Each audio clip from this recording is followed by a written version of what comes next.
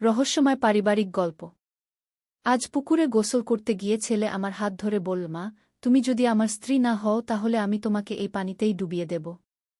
গ্রীষ্মের দুপুরে পুকুরে গোসল করতে গিয়েছিলাম। ছেলেও আমার সাথে এসেছিল।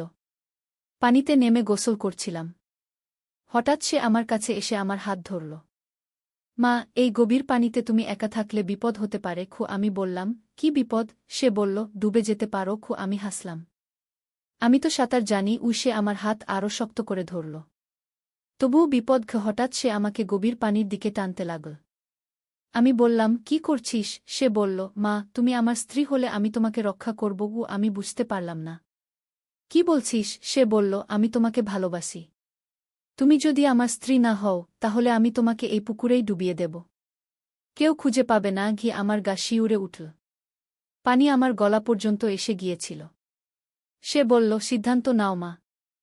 আমার স্ত্রী হবে নাকি এই পানির তলায় চিরকালের জন্য থাকবে? পুকুরের পানি কালো দেখাচ্ছিল। এই গল্পটি সম্পূর্ণ শুনলে আপনাদের পানি অটোমেটিক বের হয়ে যাবে। যত দ্রুত সম্ভব হাতের কাছে টিস্যু নিয়ে বসে পড়ো। বিছানার চাদর যেন নষ্ট না হয় সেটা সম্পূর্ণ খেয়াল রাখার অনুরোধ জানিয়ে গল্পটি এখন শুরু করব। তার আগে সর্বশেষ অনুরোধ, দয়া করে এমন পানি বের করার গল্প নিয়মিত শুনতে আমাদের চ্যানেলটি সকলেই সাবস্ক্রাইব করুন। ধন্যবাদ। হ্যালো বন্ধুরা, আমার নাম মায়া দাস। আমার বয়স 40 বছর। আমার স্বামীর নাম রবিন দাস, বয়স 43 বছর। আমাদের 2 সন্তান, তন্ময় আর রিয়া। তন্ময় 20 বছর বয়সী, বিশ্ববিদ্যালয়ে পড়ে। রিয়া 13 বছর বয়সী, স্কুলে যায়। এই ঘটনাটা ঘটেছিল গত মাসের কথা। আমাদের গ্রামের বাড়িতে গিয়েছিলাম সবাই মিলে।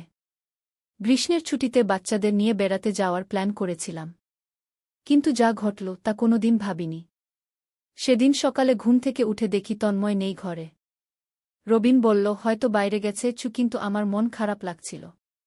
কেন জানি না, একটা অস্বস্তি কাজ করছিল মনে। দুপুরে খাওয়ার পর আমি পুকুরে গোসল করতে গেলাম। গ্রীষ্মের গরমে শরীর ঝলসে যাচ্ছিল। পুকুরের পানি ঠান্ডা আর পরিষ্কার। আমি সাডি পরেই পানিতে নামলাম। পুকুরটা বেশ গভীর, কিন্তু আমি ভালো সাঁতার জানি। তাই কোনো ভয় নেই। হঠাৎ দেখি তন্ময় পুকুরের ধারে এসে দাঁড়িয়েছে। মা, একা একা গোসল করছো কেন? সে জিজ্ঞেস করল। আমি বললাম, গরমে আর পারছি না। তুমিও নেমো। কিন্তু তন্ময়ের চোখে অন্যরকম একটা ভাব, যেন সে আমাকে অনেকক্ষণ ধরে লক্ষ্য করছে। তন্ময় কাপড় পরেই পানিতে নামল। আমার কাছে এসে দাঁড়াল। মা, পানি অনেক ঠান্ডা। সে বলল। হ্যাঁ, পানি ঠান্ডাই ছিল। কিন্তু তন্ময়ের কণ্ঠস্বরে একটা অদ্ভুত রকমের কম্পন। তুমি ঠিক আছো? আমি জিজ্ঞেস করলাম। তন্ময় কিছুক্ষণ চুপ থাকল। তারপর হঠাৎ আমার হাত ধরল। মা, আমার একটা কথা আছে। আমি অবাক হলাম। কি কথা? তন্ময় আমার দিকে এমনভাবে তাকাল যেন সে আমাকে চেনে না। মা, তুমি জানো আমি তোমাকে কতটা ভালোবাসি? সে বলল। আমি হাসলাম। অবশ্যই জানি। তুমি আমার ছেলে। কিন্তু তন্ময় মাথা নাড়ল। না মা, আমি অন্যভাবে ভালোবাসি। আমি বুঝতে পারলাম না তন্ময় কি বলতে চায়। হঠাৎ তন্ময় আমার 2 হাত শক্ত করে ধরল। মা, আমি তোমাকে স্ত্রী হিসেবে চাই। আমার মাথায় যেন বজ্রপাত হল। কি বলছিস তুমি? আমি চিৎকার করে উঠলাম। তন্ময় আমার হাত ছাড়ল না, বরং আরও শক্ত করে ধরল। মা, আমি সিরিয়াস। তুমি আমার স্ত্রী হও। নইলে কি? সে থামল। নইলে কি? আমি কাপা গলায় জিজ্ঞেস করলাম। তন্ময় হাসল। একটা ভয়ঙ্কর হাসি। নইলে আমি তোমাকে এই পুকুরেই ডুবিয়ে মারব। আমার হাত পা কাঁপতে শুরু করল। এ কেমন ছেলে আমার? কিভাবে তার মাকে নিয়ে এমন কথা বলতে পারে? তন্ময়, তুমি পাগল হয়ে গেছ নাকি? আমি চিৎকার করলাম। তন্ময় আমাকে আরও গভীর পানির দিকে টানতে শুরু করল। মা, আমি পাগল না। আমি তোমাকে সত্যিই ভালোবাসি। তুমি এত সুন্দর, এত আকর্ষণীয়। বাবা তোমার যোগ্য না। আমি চেষ্টা করলাম তার হাত ছাড়াতে, কিন্তু তন্ময় খুবই শক্তিশালী। 20 বছরের যুবক। পানি আমার বুক পর্যন্ত এসে গেল। তন্ময় আমাকে আরও টানছে। ছাড় আমাকে, আমি চিৎকার করলাম। কিন্তু আশেপাশে কেউ নেই। সবাই দুপুরের খাওয়া-দাওয়া সেরে ঘুমাচ্ছে। মা, চিৎকার করে লাভ নেই। কেউ শুনবে না। তন্ময় বলল। তার চোখে পাগলামির ছাপ। তুমি যদি আমার কথা শুনো তাহলে আমি তোমাকে সারা জীবন সুখী রাখব। আমরা দুজনে অন্য কোথাও চলে যাব। একসাথে থাকব। আমি কাঁদতে শুরু করলাম। তন্ময়, তুমি আমার ছেলে। কিভাবে তুমি এমন কথা বলছো? কিন্তু তন্ময় আমার কথা শুনছে না। সে আমাকে আরও গভীরে টানছে। পানি এখন আমার গলা পর্যন্ত এসেছে। মা, সিদ্ধান্ত নাও। আমার স্ত্রী হবে নাকি এই পুকুরের তলায় চিরকালের জন্য থাকবে? তন্ময় বলল। তার কণ্ঠে কোনো দয়া নেই, যেন সে সত্যিই আমাকে মেরে ফেলতে পারে। আমি চেষ্টা করলাম সাঁতার দিয়ে তীরের দিকে যেতে, কিন্তু তন্ময় আমার পা ধরে ফেল। কোথায় যাচ্ছ মা? সে হেসে বলল। আমি পানির নিচে চলে গেলাম। মুখ দিয়ে পানি ঢুকে গেল। আমি হাত পা ছোড়াছুড়ি করলাম। কোনোরকমে মাথা তুলে শ্বাস নিলাম। হেল্পো! আমি চিৎকার করলাম। কেউ আছো? বাঁচাও আমাকে! কিন্তু তন্ময় আমার মুখ চেপে ধরল। চুপ থাকো মা, কেউ আসবে না গি। হঠাৎ পুকুরের ধারে কোলাহল শুনতে পেলাম। কেউ আসছে। তন্ময় আমার হাত ছেড়ে দিল। আমি যত দ্রুত পারি তীরের দিকে সাঁতার দিলাম। পুকুরের ধারে দেখি রবিন আর রিয়া দৌড়ে আসছে। কি হয়েছে? এত চিৎকার কেন? রবিন জিজ্ঞেস করল। আমি কাঁদতে কাঁদতে তীরে উঠলাম। তন্ময়, তন্ময় আমাকে গু। কিন্তু কথাগুলো বলতে পারলাম না। তন্ময় পানি থেকে উঠে এল। সে স্বাভাবিক ভাব করে বলল, মার পা পিছলে গিয়েছিল। আমি বাঁচিয়েছি কি? রবিন তন্ময়ের কথা বিশ্বাস করল। তুমি সাবধান থাকো, সে আমাকে বলল। আমি তন্ময়ের দিকে তাকালাম। সে এমনভাবে হাসছে যেন কিছুই হয়নি। কিন্তু তার চোখে একটা হুমকি, যেন বলছে, কাউকে কিছু বলো না। সেদিন রাতে আমি ঘুমাতে পারিনি। তন্ময়ের কথাগুলো বারবার মনে আসছিল। সে কি সত্যিই আমাকে মেরে ফেলত? তার নিজের মাকে? পরের দিন সকালে তন্ময় আমার কাছে এল। মা, কাল যা হয়েছিল সেটা নিয়ে কাউকে কিছু বলবে না, সে বলল। আমি কিছু বলতে পারলাম না। ভয়ে জড়িয়ে গিয়েছিলাম। মা, আমি তোমার জবাবের অপেক্ষায় আছি কি? তন্ময় আবার বলল। কি জবাব? আমি কাঁপা গলায় জিজ্ঞেস করলাম। আমি যা প্রস্তাব দিয়েছিলাম, আমার স্ত্রী হওয়ার ব্যাপারে। আমি চমকে উঠলাম। তন্ময়, তুমি কি বলছ? আমি তোমার মা। এসব পাপের কথা ভাবো কেন? তন্ময় হাসল। পাপ পুণ্য নিয়ে এত ভাবো না মা। প্রেম হল সবচেয়ে বড় ধর্ম। আমি বুঝলাম তন্ময় সত্যিই পাগল হয়ে গেছে। কিন্তু কি করব? রবিনকে বলবো? সে বিশ্বাস করবে? নিজের ছেলের বিরুদ্ধে এমন অভিযোগ সে কখনো বিশ্বাস করবে না। দিনের পর দিন তন্ময় আমাকে চাপ দিতে লাগল। সে বলত, মা, আমার ধৈর্য শেষ হয়ে যাচ্ছে। তুমি যদি রাজি না হও তাহলে সে হুমকি দিত। একদিন রাতে সে আমার ঘরে এল। রবিন তখন অফিসের কাজে শহরে গেছে। রিয়া ঘুমাচ্ছে। মা, আজ আমার জবাব চাই, তন্ময় বলল। আমি ভয়ে কাঁপছিলাম। তন্ময়, আমি তোমার মা। এসব অন্যায়ের কথা ভুলে যাও। কিন্তু তন্ময় আমার কাছে এগিয়ে এল। মা, আমি আর অপেক্ষা করতে পারছি না গি। হঠাৎ ঘরের দরজা খুলে গেল। রিয়া ঘুম থেকে উঠে এসেছে। মা, পানি দরকার, সে বলল। তন্ময় তাড়াতাড়ি সরে গেল। আমি স্বস্তির নিঃশ্বাস ফেললাম। কিন্তু আমি বুঝলাম এভাবে আর চলবে না। তন্ময়কে থামাতে হবে। কিন্তু কিভাবে? সে তো আমার নিজের ছেলে। পরের দিন আমি গ্রামের পুরোহিতের কাছে গেলাম। ঠাকুর, আমার ছেলের মাথায় খারাপ ভূত ঢুকেছে মনে হয়, আমি বললাম। পুরোহিত আমার কথা শুনলেন। তারপর বললেন, এক কাজ কর, তন্মজকে নিয়ে আয়। আমি তার মাথা থেকে ভূত ছাড়াব। আমি তন্মজকে পুরোহিতের কাছে নিয়ে গেলাম। ঠাকুর, আমার মা বলছে আমার মাথায় ভূত আছে কি? তন্ময় হেসে বলল। পুরোহিত তন্ময়ের দিকে তাকিয়ে বললেন, তোমার মা ঠিকই বলেছে। তোমার উপর একটা খারাপ আত্মার প্রভাব আছে গি। তন্ময় অবাক হল। কি রকম আত্মার প্রভাব? পুরোহিত বললেন, একটা কামুক আত্মা তোমাকে দিয়ে অন্যায় কাজ করাতে চায়। তন্ময় চুপ হয়ে গেল। পুরোহিত তন্ময়ের মাথায় হাত দিয়ে মন্ত্র পড়তে শুরু করলেন। হঠাৎ তন্ময় চিৎকার করে উঠল। আহ! মাথায় যন্ত্রণা, সে মাটিতে পড়ে গেল। পুরোহিত আরও জোরে মন্ত্র পড়লেন। তন্ময়ের শরীর কাঁপতে লাগল।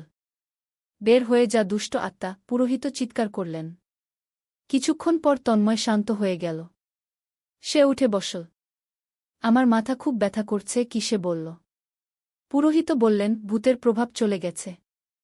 এখন তুমি ভালো হয়ে যাবে গু। বাড়িতে ফিরে আসার পর তন্ময়কে অন্যরকম মনে হল। সে আর আমার সাথে অদ্ভুত কোনো কথা বলে না, স্বাভাবিক আচরণ করে। একদিন তন্ময় আমার কাছে এল। মা, আমি তোমার কাছে ক্ষমা চাই, সে বলল। কিসের জন্য? আমি জিজ্ঞেস করলাম। তন্ময় বলল, আমি কি যেন অদ্ভুত কথাবার্তা বলেছিলাম, কিন্তু মনে করতে পারছি না গি। আমি স্বস্তি পেলাম। তন্ময় আসলেই ভালো হয়ে গেছে। পুরোহিতের মন্ত্রের প্রভাবে সত্যিই দুষ্ট আত্মা চলে গেছে। কিন্তু কয়েকদিন পর আবার সেই পুরনো সমস্যা শুরু হল। তন্ময় আবার আমাকে অদ্ভুত কথা বলতে শুরু করল। মা, আমি আবার তোমার কথা ভাবছি, সে বলল। আমি বুঝলাম পুরোহিতের চিকিৎসা কাজ করেনি। তন্ময়ের সমস্যা অন্য কিছু, হয়তো মানসিক কোনো রোগ। আমি রবিনকে সব কিছু বলার সিদ্ধান্ত নিলাম। একদিন রাতে যখন আমরা দুজনে একা ছিলাম, তখন সব কিছু বললাম। তন্ময় আমাকে কিন্তু কথাগুলো বলতে পারলাম না। রবিন অবাক হয়ে আমার দিকে তাকাল।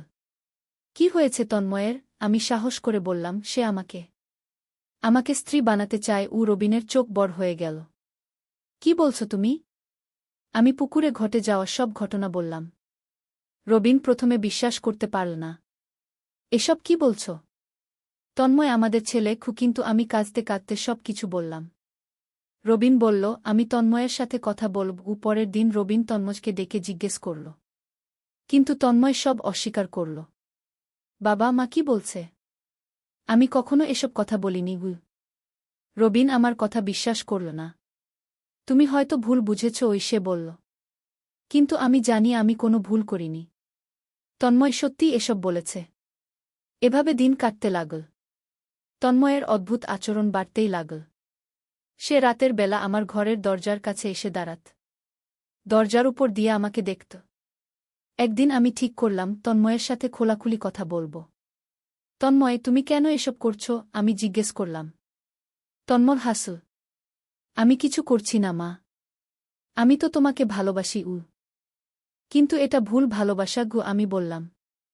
আমি তোমার মা গি। তন্ময় মাথা নাড়ল। না মা, তুমি শুধু আমার মা নও, তুমি একজন সুন্দর নারীও। আমি আর কোনো কথা বলতে পারলাম না। তন্ময়ের মানসিকতা সম্পূর্ণ বিকৃত হয়ে গেছে। তাকে চিকিৎসার দরকার। আমি একজন মনের ডাক্তারের সাথে যোগাযোগ করলাম। ডাক্তার বললেন, এটা একটা মানসিক রোগ।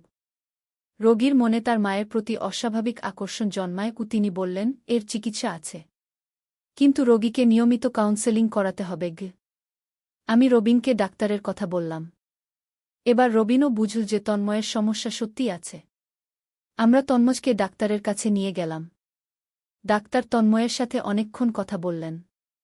তারপর আমাদের বললেন, তন্ময়ের অডিপাল কমপ্লেক্স নামক একটা মানসিক সমস্যা আছে। এতে ছেলেরা তাদের মায়ের প্রতি অস্বাভাবিক আকর্ষণ অনুভব করে। কিন্তু এর চিকিৎসা সম্ভব। ডাক্তার তন্ময়কে কিছু ওষুধ দিলেন এবং সাপ্তাহিক কাউন্সেলিং সেশনের ব্যবস্থা করলেন। এই সমস্যা সম্পূর্ণ ভালো হতে সময় লাগবে। ধৈর্য ধরতে হবে, ডাক্তার বললেন। প্রথম কয়েকটা সেশনের পর তন্ময়ের মধ্যে কিছুটা পরিবর্তন দেখা গেল। সে আর আগের মতো অদ্ভুত কথা বলত না, কিন্তু মাঝে মাঝেই তার পুরনো সমস্যা ফিরে আসত। একদিন সে আমার কাছে এসে বলল, মা, আমি জানি আমার একটা সমস্যা আছে, কিন্তু আমি চেষ্টা করছি এটা ঠিক করতে। আমি খুশি হলাম। অন্তত সে তার সমস্যা বুঝতে পেরেছে। কিন্তু রাতের বেলা আবার সেই পুরনো তন্ময়। সে আমার ঘরের বাইরে দাঁড়িয়ে থাকত, দরজার ফাঁক দিয়ে আমাকে দেখত। আমি ভয়ে দরজায় চিটকিনি লাগিয়ে রাখতাম। একদিন রাতে সে দরজায় নক করল। মা, দরজা খোলো, সে বলল। আমি জবাব দিলাম না। মা, আমি জানি তুমি জেগে আছ। দরজা খোলো, সে আবার বলল। আমি চুপ করে রইলাম। হঠাৎ সে দরজায় জোরে ধাক্কা দিতে শুরু করল। মা, দরজা খোলো, আমার তোমার সাথে কথা আছে। আমি ভয়ে কাঁপতে লাগলাম। দরজা ভেঙে যাওয়ার মতো অবস্থা। আমি চিৎকার করে উঠলাম, রবিন, রবিন, রবিন ঘুম থেকে উঠে এল। কি হয়েছে? সে জিজ্ঞেস করল। তন্ময় তাড়াতাড়ি নিজের ঘরে চলে গেল। তন্ময় দরজা ভাঙতে চেষ্টা করছিল। আমি বললাম। রবিন তন্ময়ের ঘরে গিয়ে দেখল সে ঘুমাচ্ছে। তুমি হয়তো স্বপ্ন দেখেছ, রবিন বলল। কিন্তু আমি জানি এটা কোনো স্বপ্ন ছিল না। পরের দিন সকালে তন্ময় স্বাভাবিক ভাব করে আমার কাছে এল। মা, আমার ওষুধ দিয়ে দাও, সে বলল। আমি ওষুধ দিলাম। কিন্তু মনে মনে ভাবলাম এই ওষুধ আসলে কোনো কাজ করছে কিনা। কয়েকদিন পর আমি লক্ষ্য করলাম তন্ময় তার ওষুধ খাচ্ছে না। সে ওষুধগুলো লুকিয়ে রাখছে। আমি তাকে জিজ্ঞেস করলাম, তুমি ওষুধ খাও না কেন? সে বলল, ওষুধ খেলে আমার মাথা ঘোরে। আমি বুঝলাম তন্ময় ইচ্ছে করে ওষুধ খাচ্ছে না। সে চায় তার পুরনো অবস্থায় ফিরে যেতে। আমি ডাক্তারকে এ কথা বললাম। ডাক্তার বললেন, তাহলে তাকে জোর করে ওষুধ খাওয়াতে হবে। কিন্তু তন্ময় ২০ বছরের যুবক। তাকে জোর করে ওষুধ খাওয়ানো সম্ভব না। সে চাইলে বাড়ি ছেড়ে চলেও যেতে পারে। তখন তার কী অবস্থা হবে কে জানে। আমি অন্য পথ খোঁজার চেষ্টা করলাম। তন্ময়ের সাথে বন্ধুর মতো কথা বলার চেষ্টা করলাম। তন্ময়, তুমি কি কোনো মেয়ের সাথে পরিচয় করতে চাও? আমি জিজ্ঞেস করলাম। তন্ময় হেসে বলল, কেন মা? তোমাকে রেখে আর কোনো মেয়ের কি দরকার? আমার মাথা ঘুরে গেল। এই ছেলে কিছুতেই বুঝতে চাইছে না। একদিন আমি তন্ময়কে বললাম, তুমি যদি এভাবে চলতে থাকো তাহলে আমি এই বাড়ি ছেড়ে চলে যাব। তন্ময়ের মুখ গম্ভীর হয়ে গেল। তুমি কোথায় যাবে মা? সে জিজ্ঞেস করল। আমার মায়ের বাড়ি। কি? আমি বললাম। তন্ময় মাথা নাড়ল। তুমি কোথাও যেতে পারবে না। আমি তোমাকে খুঁজে বের করব। তার কথায় স্পষ্ট হুমকি। আমি বুঝলাম এভাবে আর চলবে না। কিছু একটা করতে হবে। আমি রবিনের সাথে পরামর্শ করলাম। তন্ময়কে কোনো হোস্টেলে থাকতে দিই কি? আমি বললাম। রবিন প্রথমে রাজি হল না। নিজের ছেলেকে বাড়ি থেকে বের করে দেব, সে বলল। কিন্তু আমি তাকে বুঝালাম যে এটা তন্ময়ের ভালোর জন্যই দরকার। সে বাড়িতে থাকলে তার সমস্যা আরও বাড়বে। অবশেষে রবিন রাজি হল। আমরা তন্ময়কে বললাম যে তার বিশ্ববিদ্যালয়ের কাছে একটা হোস্টেলে থাকতে। এতে তোমার পড়াশোনায় সুবিধা হবে। কি? রবিন বলল। তন্ময় প্রথমে রাজি হল না। আমি বাড়িতেই থাকতে চাই, সে বলল। কিন্তু আমরা তাকে বুঝালাম। শেষ পর্যন্ত সে রাজি হল। তন্ময় হোস্টেলে চলে যাওয়ার পর আমি কিছুটা স্বস্তি পেলাম। অন্তত বাড়িতে আর সেই ভয়ঙ্কর পরিস্থিতির মুখে পড়তে হচ্ছে না। কিন্তু সপ্তাহান্তে তন্ময় বাড়িতে আসত। আর তখনই আবার সেই পুরনো সমস্যা। সে আমার সাথে আগের মতোই কথা বলত। মা, আমি তোমাকে মিস করেছি, সে বলত। তার চোখে সেই পুরনো দৃষ্টি। একদিন সে বলল, মা, আমি হোস্টেল ছেড়ে বাড়িতে ফিরে আসতে চাই। আমি বললাম, কেন? হোস্টেলে কি কোনো সমস্যা? সে বলল, তোমার জন্য আমার মন খারাপ থাকে। আমি রবিনের সাথে কথা বললাম। আমরা ঠিক করলাম যে তন্ময়কে আরও দূরের কোনো শহরে পাঠিয়ে দেব। অন্য কোনো বিশ্ববিদ্যালয়ে ভর্তি করিয়ে দিই, রবিন বলল। কিন্তু তন্ময় এতে রাজি হল না। আমি এখানেই থাকতে চাই, সে বলল। আমরা তাকে বোঝাতে চেষ্টা করলাম, কিন্তু সে কিছুতেই রাজি হল না। একদিন তন্ময় আমার কাছে এসে বলল, মা, আমি আর অপেক্ষা করতে পারছি না। তুমি যদি আমার কথা না শুনো তাহলে আমি খারাপ কিছু করে ফেলব। তার কথায় ভয়ঙ্কর হুমকি। কি ধরনের খারাপ কিছু? আমি কাপা গলা জিজ্ঞেস করলাম। তন্ময় হাসল। হয়তো নিজেকে মেরে ফেলব। নয়তো বাবাকে। সে থামল। আমার রক্ত শুকিয়ে গেল। তুমি কি পাগল হয়ে গেছ? আমি চিৎকার করলাম। তন্ময় শান্তভাবে বলল, পাগল হয়ে গেছি তোমার ভালোবাসায়। সেই রাতে আমি ঘুমাতে পারিনি। তন্ময়ের হুমকি আমাকে ভয় দিয়েছিল। সে কি সত্যিই রবিনের ক্ষতি করতে পারে? তার নিজের বাবাকে? পরের দিন সকালে আমি দেখলাম রবিন অফিসে যাওয়ার জন্য তৈরি হচ্ছে। আমি তাকে বললাম, আজ অফিসে যেও না। রবিন অবাক হয়ে জিজ্ঞেস করল, কেন? আমি বলতে পারলাম না যে তন্ময় তার বিরুদ্ধে হুমকি দিয়েছে। রবিন অফিসে চলে গেল। আমি সারাদিন ভয়ে ভয়ে কাটালাম। তন্ময় কি সত্যিই কিছু করবে? সন্ধ্যায় রবিন অফিস থেকে ফিরল। আমি স্বস্তির নিঃশ্বাস ফেললাম। কিন্তু তন্ময়ের হুমকির কথা মনে থেকে গেল। আমি আর পারছিলাম না। পুলিশে যাওয়ার কথা ভাবলাম। কিন্তু নিজের ছেলের বিরুদ্ধে পুলিশে কমপ্লেইন? এটা কি ঠিক হবে? একদিন আমি আমার বোন রুমার কাছে সব কিছু বললাম। রুমা শুনে অবাক হয়ে গেল। এ কি বলছিস? তন্ময় এমন? আমি কাঁদতে কাঁদতে সব কিছু বললাম। রুমা বলল, তোমাকে এই বাড়ি ছেড়ে চলে আসতে হবে। আমি বললাম, কিন্তু রবিনকে ছেড়ে কিভাবে যাব? রুমা বলল, রবিনকেও সাথে নিয়ে আসো। আমাদের বাড়িতে থাকতে পারো। কিন্তু রবিন রাজি হবে কি? সে তার চাকরি ছেড়ে আমার বোনের বাড়িতে থাকবে? আর তন্ময়? সে কি আমাদের খুঁজে বের করবে না? আমি গভীর চিন্তায় পড়ে গেলাম। কি করব? কোনো পথে যাব? তন্ময়কে বাঁচানোর জন্য নিজের জীবন ঝুঁকিতে ফেলব নাকি নিজেকে বাঁচানোর জন্য তন্ময়কে ছেড়ে দেব? হঠাৎ একদিন একটা অদ্ভুত ঘটনা ঘটল। তন্ময় বাড়িতে এসে আমাকে বলল, মা, আমার একটা গার্লফ্রেন্ড হয়েছে। আমি অবাক হয়ে গেলাম। সত্যি? তন্ময় হাসল। হ্যাঁ মা। তার নাম প্রিয়া। খুব সুন্দর মেয়ে। আমি খুশি হলাম। হয়তো এই মেয়েটি তন্ময়কে স্বাভাবিক করে তুলতে পারবে। কয়েকদিন পর তন্ময় প্রিয়াকে বাড়িতে নিয়ে এল। প্রিয়া সত্যিই খুব সুন্দর মেয়ে। ভদ্র, শিক্ষিত। তন্ময়ের সাথে তার ব্যবহার দেখেও ভালো লাগল। আমি মনে মনে আশা করলাম যে হয়তো প্রিয়ার কারণে তন্ময়ের মানসিক সমস্যা ভালো হয়ে যাবে। সে আর আমাকে নিয়ে অদ্ভুত কথা বলবে না।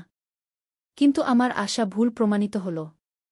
একদিন রাতে তন্ময় আমার কাছে এসে বলল, মা, প্রিয়াকে দেখে আমার তোমার কথা মনে পড়ে। আমি অবাক হলাম।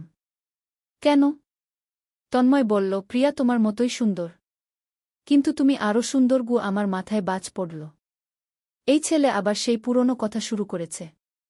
তন্ময়, তুমি প্রিয়াকে নিয়ে ভাবো, আমাকে নিয়ে নয়। আমি বললাম। তন্ময় হেসে বলল, মা, আমি প্রিয়াকে ভালোবাসি। কিন্তু তোমাকে ভালোবাসি অন্যভাবে। আমি বুঝলাম প্রিয়ার আগমনেও তন্ময়ের কোনো পরিবর্তন হয়নি। সে এখনও আগের মতোই পাগল। একদিন প্রিয়া আমার কাছে এসে বলল, আন্টি, তন্ময় আমার সাথে অদ্ভুত কথা বলে। আমি জিজ্ঞেস করলাম, কি ধরনের কথা? প্রিয়া বলল, সে বলে আপনার মতো কেউ নেই। আপনি নাকি পৃথিবীর সবচেয়ে সুন্দর নারী। আমি লজ্জা পেলাম। প্রিয়ার কাছে এসব কথা বলা কতটা অস্বাভাবিক। প্রিয়া, তন্ময়ের একটা মানসিক সমস্যা আছে। তুমি তার কথায় কান দিও না। আমি বললাম। প্রিয়া অবাক হয়ে বলল, কি ধরনের সমস্যা? আমি সব কিছু বলতে পারলাম না। শুধু বললাম সে ডাক্তারের কাছে চিকিৎসা নিচ্ছে। কয়েকদিন পর প্রিয়া আমার কাছে এসে বলল, আন্টি, আমি তন্ময়ের সাথে ব্রেকআপ করতে চাই। আমি জিজ্ঞেস করলাম, কেন? কি হয়েছে? প্রিয়া বলল, তন্ময় আমাকে বলেছে যে সে আপনাকে ভালোবাসে, আপনাকে বিয়ে করতে চায়। আমার মাথা ঘুরে গেল। তন্ময় প্রিয়াকেও এসব কথা বলেছে? প্রিয়া, তুমি এসব কথায় কান দিও না। আমি বললাম। কিন্তু প্রিয়া বলল, আন্টি, আমি আর পারছি না। এমন ছেলের সাথে সম্পর্ক রাখতে পারব না। প্রিয়া তন্ময়কে ছেড়ে চলে গেল। তন্ময় খুব রেগে গেল। সব তোমার দোষ মা। সে আমাকে বলল। তুমি প্রিয়াকে আমার বিরুদ্ধে বলেছ। আমি বললাম, আমি কিছু বলিনি।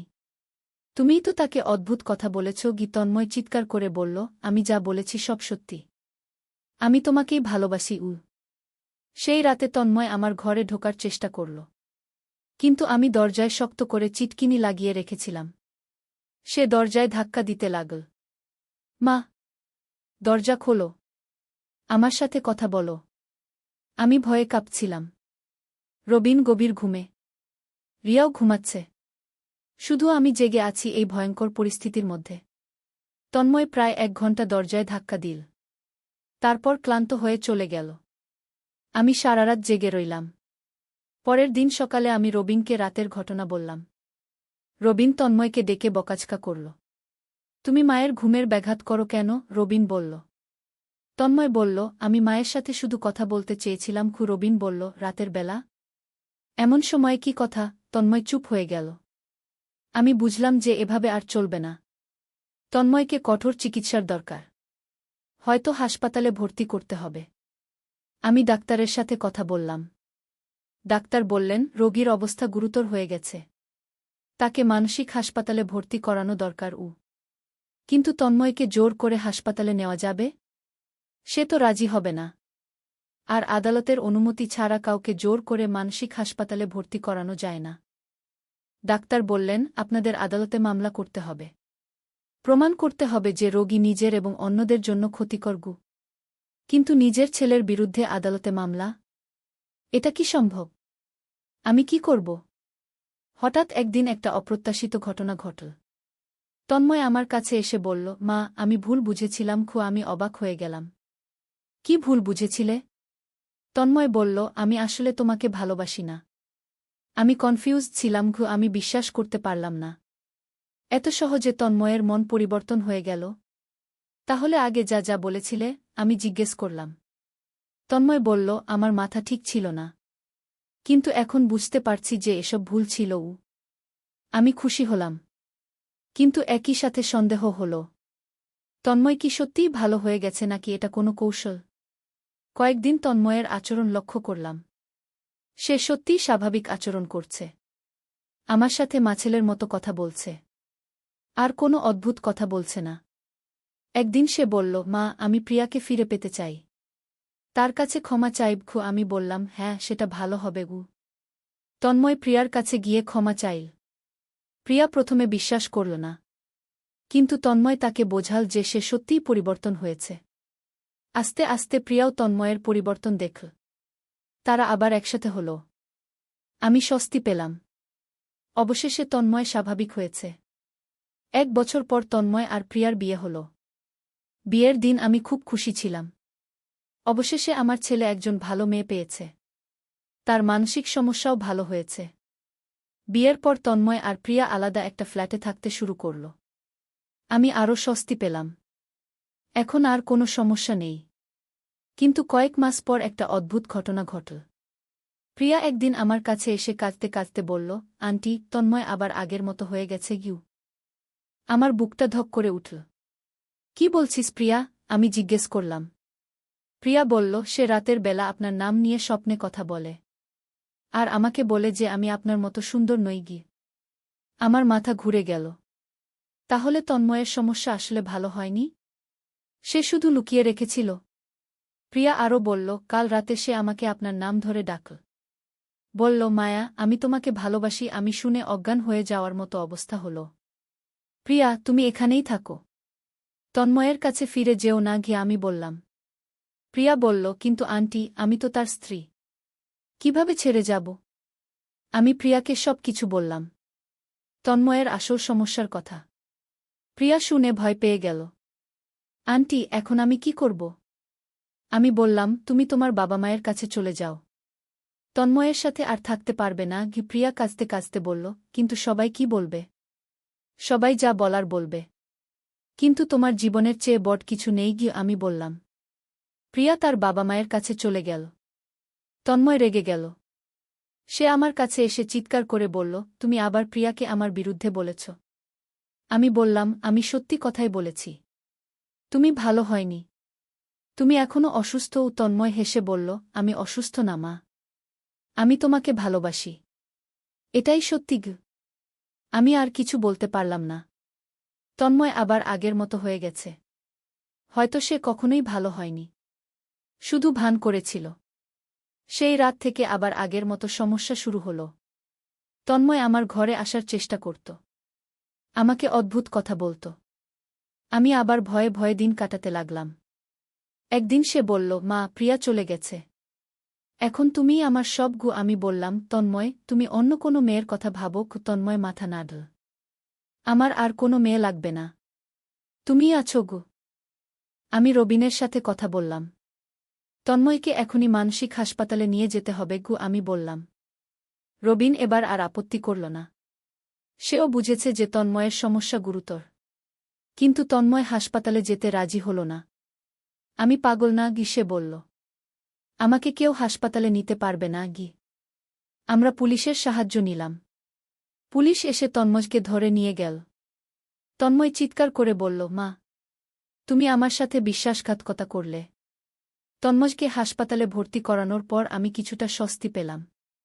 অন্তত এখন আর ভয়ে থাকতে হচ্ছে না। ডাক্তার বললেন, তন্ময়ের সমস্যা খুবই গভীর। দীর্ঘ চিকিৎসার দরকার হবে গু। আমি জিজ্ঞেস করলাম, কতদিন লাগবে? ডাক্তার বললেন, বলা মুশকিল। হয়তো কয়েক বছর গু। আমি ভাবলাম, কয়েক বছর তন্ময় হাসপাতালে থাকবে। আমি এই সময়ে শান্তিতে থাকতে পারব। কিন্তু 6 মাস পর ডাক্তার বললেন, তন্ময়ের অবস্থার উন্নতি হয়েছে। তাকে বাড়িতে নিয়ে যেতে পারেন। আমি ভয় পেয়ে গেলাম। এত তাড়াতাড়ি? ডাক্তার বললেন, সে এখন নিয়মিত ওষুধ খাচ্ছে। আর কোনো অস্বাভাবিক আচরণ করছে না। কিন্তু আমার মন বলছিল যে তন্ময় আবার ভান করছে। তবুও আমরা তন্ময়কে বাড়িতে নিয়ে এলাম। প্রথম কয়েকদিন সে ভালোই ছিল। স্বাভাবিক আচরণ করত। নিয়মিত ওষুধ খেত। কিন্তু একদিন রাতে আমি দেখলাম সে তার ওষুধ ফেলে দিচ্ছে। আমি বুঝে গেলাম যে সে আবার ওষুধ খাওয়া বন্ধ করে দিয়েছে। পরের দিন থেকেই তার আচরণে পরিবর্তন দেখা গেল। সে আবার আগের মতো আমাকে অদ্ভুত কথা বলতে শুরু করল। মা, হাসপাতালে থাকতে থাকতে আমি বুঝেছি যে আমি সত্যিই তোমাকে ভালোবাসি, সে বলল। আমার মনে হলো আকাশ ভেঙে পড়ল। আমি আর পারলাম না। সেই রাতেই আমি রবিনকে বললাম, আমি এই বাড়ি ছেড়ে চলে যাব। রবিন বলল, কোথায় যাবে? আমি বললাম, আমার বোনের কাছে। রবিন বলল, আমিও সাথে যাব। আমি খুশি হলাম। অন্তত রবিন আমাকে একা ছেড়ে দেবে না। আমরা পরের দিন সকালে বাড়ি থেকে বেরিয়ে গেলাম। রিয়াকেও সাথে নিয়ে গেলাম। তন্ময় তখন কলেজে গিয়েছিল। সে ফিরে এসে দেখবে ঘর খালি। আমার বোনের বাড়িতে গিয়ে আমি কিছুটা শান্তি পেলাম। অন্তত এখানে তন্ময় আমাকে বিরক্ত করতে পারবে না। কিন্তু 2 দিন পর তন্ময় আমাদের খুঁজে বের করল। সে আমার বোনের বাড়িতে এসে হাজির। মা, তুমি কেন চলে এলে? সে চিৎকার করে বলল। আমি ভয়ে লুকিয়ে রইলাম। আমার বোন রুমা তন্ময়কে বলল, তোমার মা এখানে নেই কি? কিন্তু তন্ময় বলল, আমি জানি মা এখানে আছে। আমি তাকে নিয়ে যাব। রুমা পুলিশে ফোন করার হুমকি দিল। তন্ময় বলল, পুলিশ ডাকো। আমি আমার মাকে নিয়ে যাব কি? তার কথায় এমন এক গুয়েমি যে মনে হচ্ছিল সে সত্যিই কিছু করে ফেলবে। রুমা পুলিশে ফোন করল। পুলিশ এসে তন্ময়কে বুঝিয়ে নিয়ে গেল। কিন্তু আমি জানি সে আবার আসবে। সত্যিই পরের দিন তন্ময় আবার এল। এবার সে আরও রেগে গিয়েছিল। মা, তুমি আমার সাথে লুকোচুরি খেলছ কেন? সে চিৎকার করল। আমি আর লুকিয়ে থাকতে পারলাম না। বেরিয়ে এসে বললাম, তন্ময়, তুমি বাড়ি যাও। আমি তোমার সাথে যাব না। তন্ময় বলল, তুমি না গেলে আমি এখানেই থেকে যাব। সত্যিই তন্ময় আমার বোনের বাড়ির সামনে বসে রইল। সে বলল যে আমি না গেলে সে খাবে না, ঘুমাবে না। আমার বোনের পরিবার অস্বস্তিতে পড়ে গেল। তন্ময়ের কারণে তাদের স্বাভাবিক জীবন ব্যাহত হচ্ছে। শেষ পর্যন্ত আমি তন্ময়ের সাথে একটা চুক্তি করলাম। তুমি যদি নিয়মিত ডাক্তারের কাছে যাও এবং ওষুধ খাও, তাহলে আমি বাড়িতে ফিরব। আমি বললাম। তন্ময় রাজি হয়ে গেল। আমরা বাড়িতে ফিরে এলাম। কিন্তু আমি জানি এটা কোনো স্থায়ী সমাধান নয়। তন্ময় যে কোনো সময় আবার তার পুরনো অবস্থায় ফিরে যেতে পারে। এখন আমি প্রতিদিন ভয়ে ভয়ে থাকি। জানি না কখন তন্ময় আবার তার পুরনো আচরণ শুরু করবে। কখন আবার আমার জীবন দুর্বিষহ হয়ে উঠবে। কিন্তু আমি হাল ছাড়ব না। আমি চেষ্টা করব তন্ময়কে সুস্থ করে তুলতে। সে আমার ছেলে। তাকে ছেড়ে দিতে পারব না। হয়তো একদিন সে সম্পূর্ণ ভালো হয়ে যাবে। হয়তো সে একজন স্বাভাবিক মানুষ হিসেবে জীবনযাপন করতে পারবে। আমি সেই দিনের অপেক্ষায় আছি। কিন্তু যতদিন পর্যন্ত সে ভালো না হচ্ছে, ততদিন আমার এই সংগ্রাম চলতে থাকবে। আমার নিজের ছেলের সাথেই যুদ্ধ করতে হবে। কি নিষ্ঠুর পরিহাস! তবুও আমি আশা রাখি। মা হিসেবে আমার দায়িত্ব আছে। তন্ময়কে বাঁচাতে হবে। তার জীবনটা স্বাভাবিক করে তুলতে হবে। গত কয়েক মাসে আমি অনেক কিছু শিখেছি। শিখেছি যে মানুষের মন কত জটিল। কিভাবে একটা সুন্দর পরিবার ধ্বংস হয়ে যেতে পারে। কিভাবে একজন মা তার নিজের ছেলের হাত থেকে নিজেকে রক্ষা করতে হয়। এই গল্পের শেষ এখনো হয়নি। তন্ময়ের চিকিৎসা চলছে। হয়তো একদিন সে সম্পূর্ণ ভালো হয়ে যাবে। হয়তো একদিন আমরা সবাই মিলে সুখী পরিবার হিসেবে থাকতে পারব। কিন্তু সেই দিন পর্যন্ত আমাকে অপেক্ষা করতে হবে। ধৈর্য ধরতে হবে। আর সবার উপরে আশা রাখতে হবে যে একদিন সব ঠিক হয়ে যাবে। এই গল্প আমার জীবনের সবচেয়ে কঠিন অধ্যায়। কিন্তু আমি হাল ছাড়িনি। ছাড়ব না। কারণ আমি একজন মা। আর মায়ের ভালোবাসা অসীম। একদিন আলী সাহেব সোহেলের অফিসে এলেন। সোহেল তাকে দেখে অবাক হয়ে গেল। স্যার, আপনি এখানে? হ্যাঁ সোহেল, তোমার অফিস একবার দেখতে চাইলাম। খুব সুন্দর হয়েছে গু। আলী সাহেব পুরো অফিস ঘুরে দেখলেন। কর্মচারীদের সাথে কথা বললেন। তারপর সোহেলের রুমে এসে বসলেন। সোহেল, তুমি অনেক দূর এসেছ। মনে আছে 7 বছর আগে তুমি যখন আমার অফিসে প্রথম এসেছিলে? চা বানানোর কাজ করতে? হ্যাঁ স্যার, সব মনে আছে। আমি গর্বিত যে আমি তোমাকে একটা সুযোগ দিয়েছিলাম। আর তুমি সেই সুযোগকে কাজে লাগিয়েছ। জানো সফলতার মূল সূত্র কি? কি স্যার? কঠোর পরিশ্রম, সততা আর হাল না ছাড়া। তোমার মধ্যে এই 3টা গুণই আছে গু।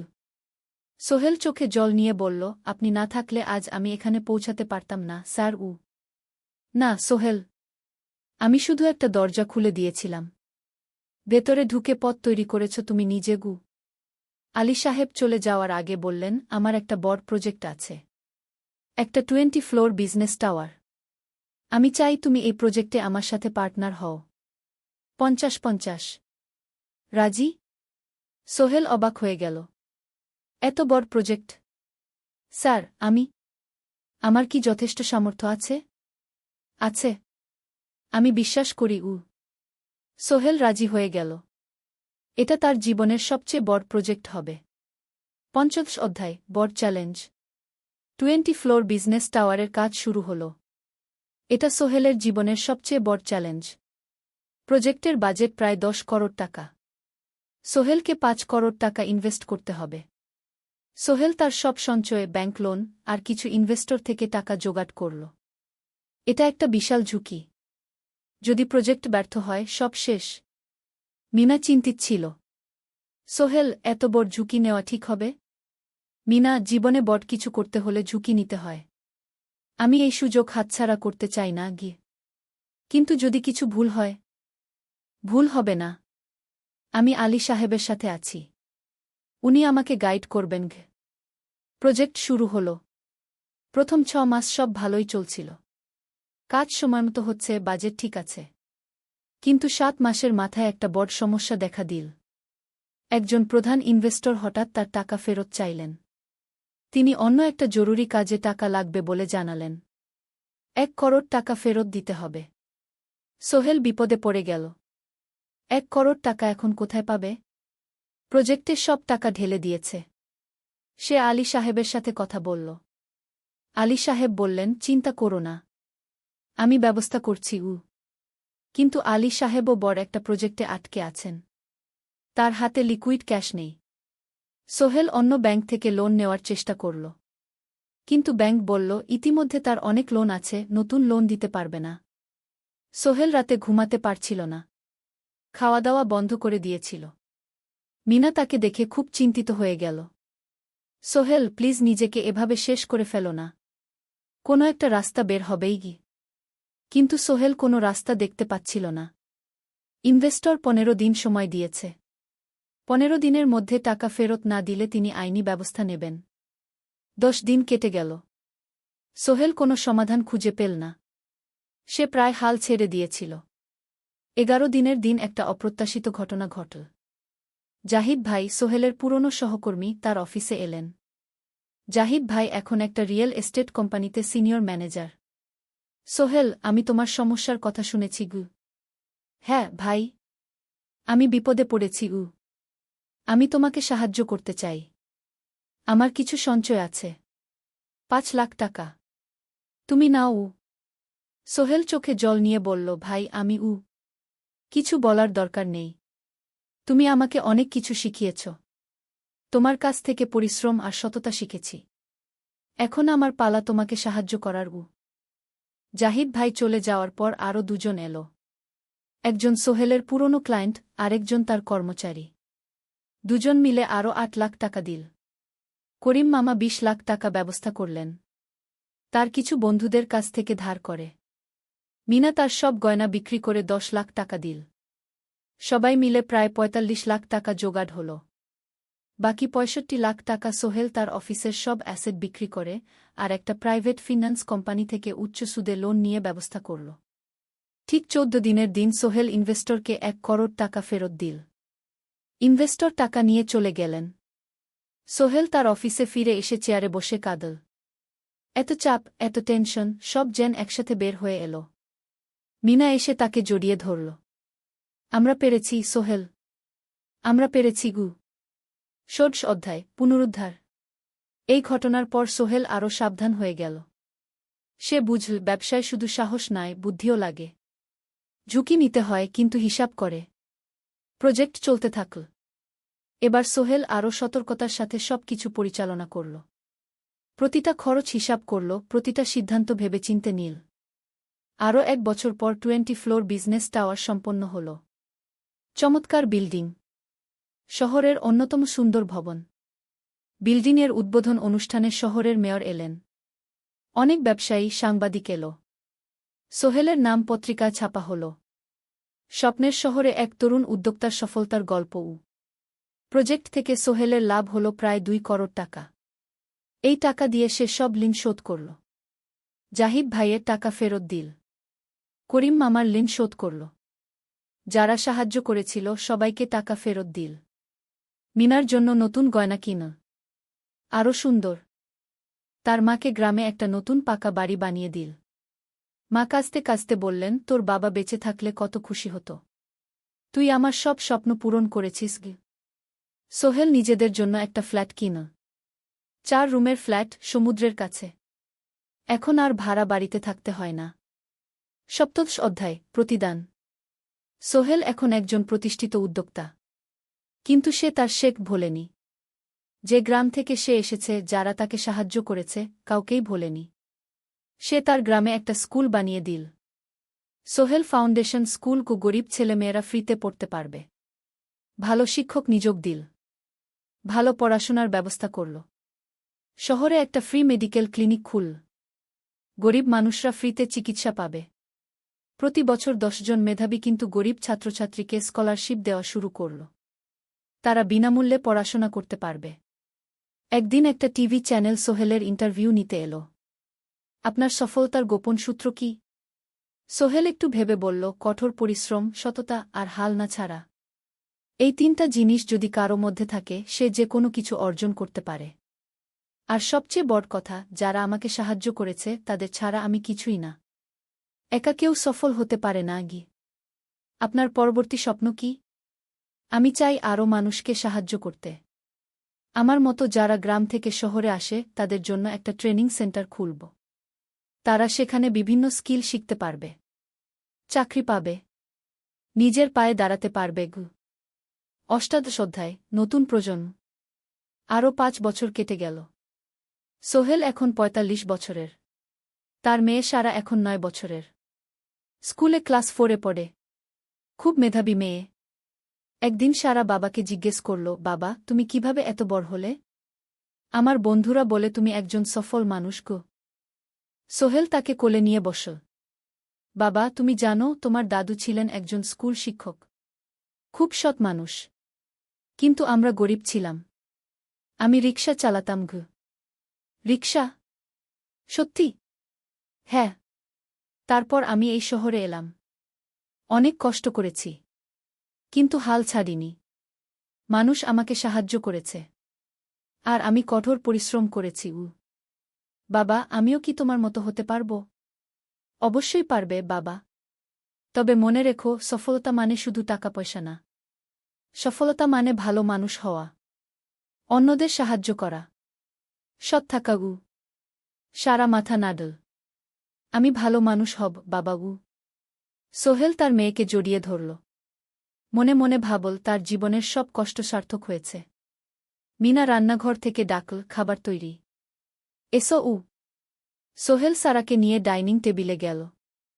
ঋতু এসেছে। সে এখন বিয়ে করেছে, তার একটা ছেলে হয়েছে। সোহেলের মা মাঝে মাঝে চট্টগ্রামে বেড়াতে আসেন। আজও এসেছেন। সবাই মিলে খেতে বসল। হাসিগল্পে ভরা পরিবার। সোহেল তাকাল তার মায়ের দিকে, মিনার দিকে, সারার দিকে, ঋতুর দিকে। মনে হল, জীবনে আর কি চাই? খাওয়া শেষে সবাই বসে রইল। গল্প করছিল। হঠাৎ সোহেলের ফোন বাজল। অফিস থেকে। একটা জরুরি বিষয়। সোহেল ফোন রেখে দিয়ে মিনাকে বলল, একটা নতুন প্রজেক্টের প্রস্তাব এসেছে। একটা এতিমখানা বানানোর কাজ। সরকারি প্রজেক্ট। তুমি নেবে? অবশ্যই। এটা আমার স্বপ্নের প্রজেক্ট। যেসব বাচ্চাদের বাবা মা নেই তাদের জন্য একটা সুন্দর জায়গা। মিনা হাসল। তুমি কখনো বদলাও না। এখনো অন্যদের কথা ভাবো। এটাই তো জীবন মিনা। শুধু নিজের জন্য বাঁচলে কি হবে? 49 অধ্যায়, উত্তরাধিকার। 10 বছর আরও কেটে গেল। সোহেল এখন 55 বছরের। তার চুলে পাক ধরেছে। কিন্তু শক্তি এখনো আগের মতোই। সারা এখন ১৯ বছরের। সে বিশ্ববিদ্যালয়ে ইঞ্জিনিয়ারিং পড়ছে। সে চায় বাবার মতো কনস্ট্রাকশন ইন্ডাস্ট্রিতে কাজ করতে। একদিন সারা বাবাকে বলল, বাবা, আমি তোমার কোম্পানিতে কাজ করতে চাই। এখনও তো তোর পড়াশোনা বাকি। জানি, কিন্তু আমি এখন থেকেই শিখতে চাই। ছুটির দিনে তোমার সাথে সাইটে যেতে চাই। দেখতে চাই কিভাবে কাজ হয়। সোহেল খুশি হয়ে গেল।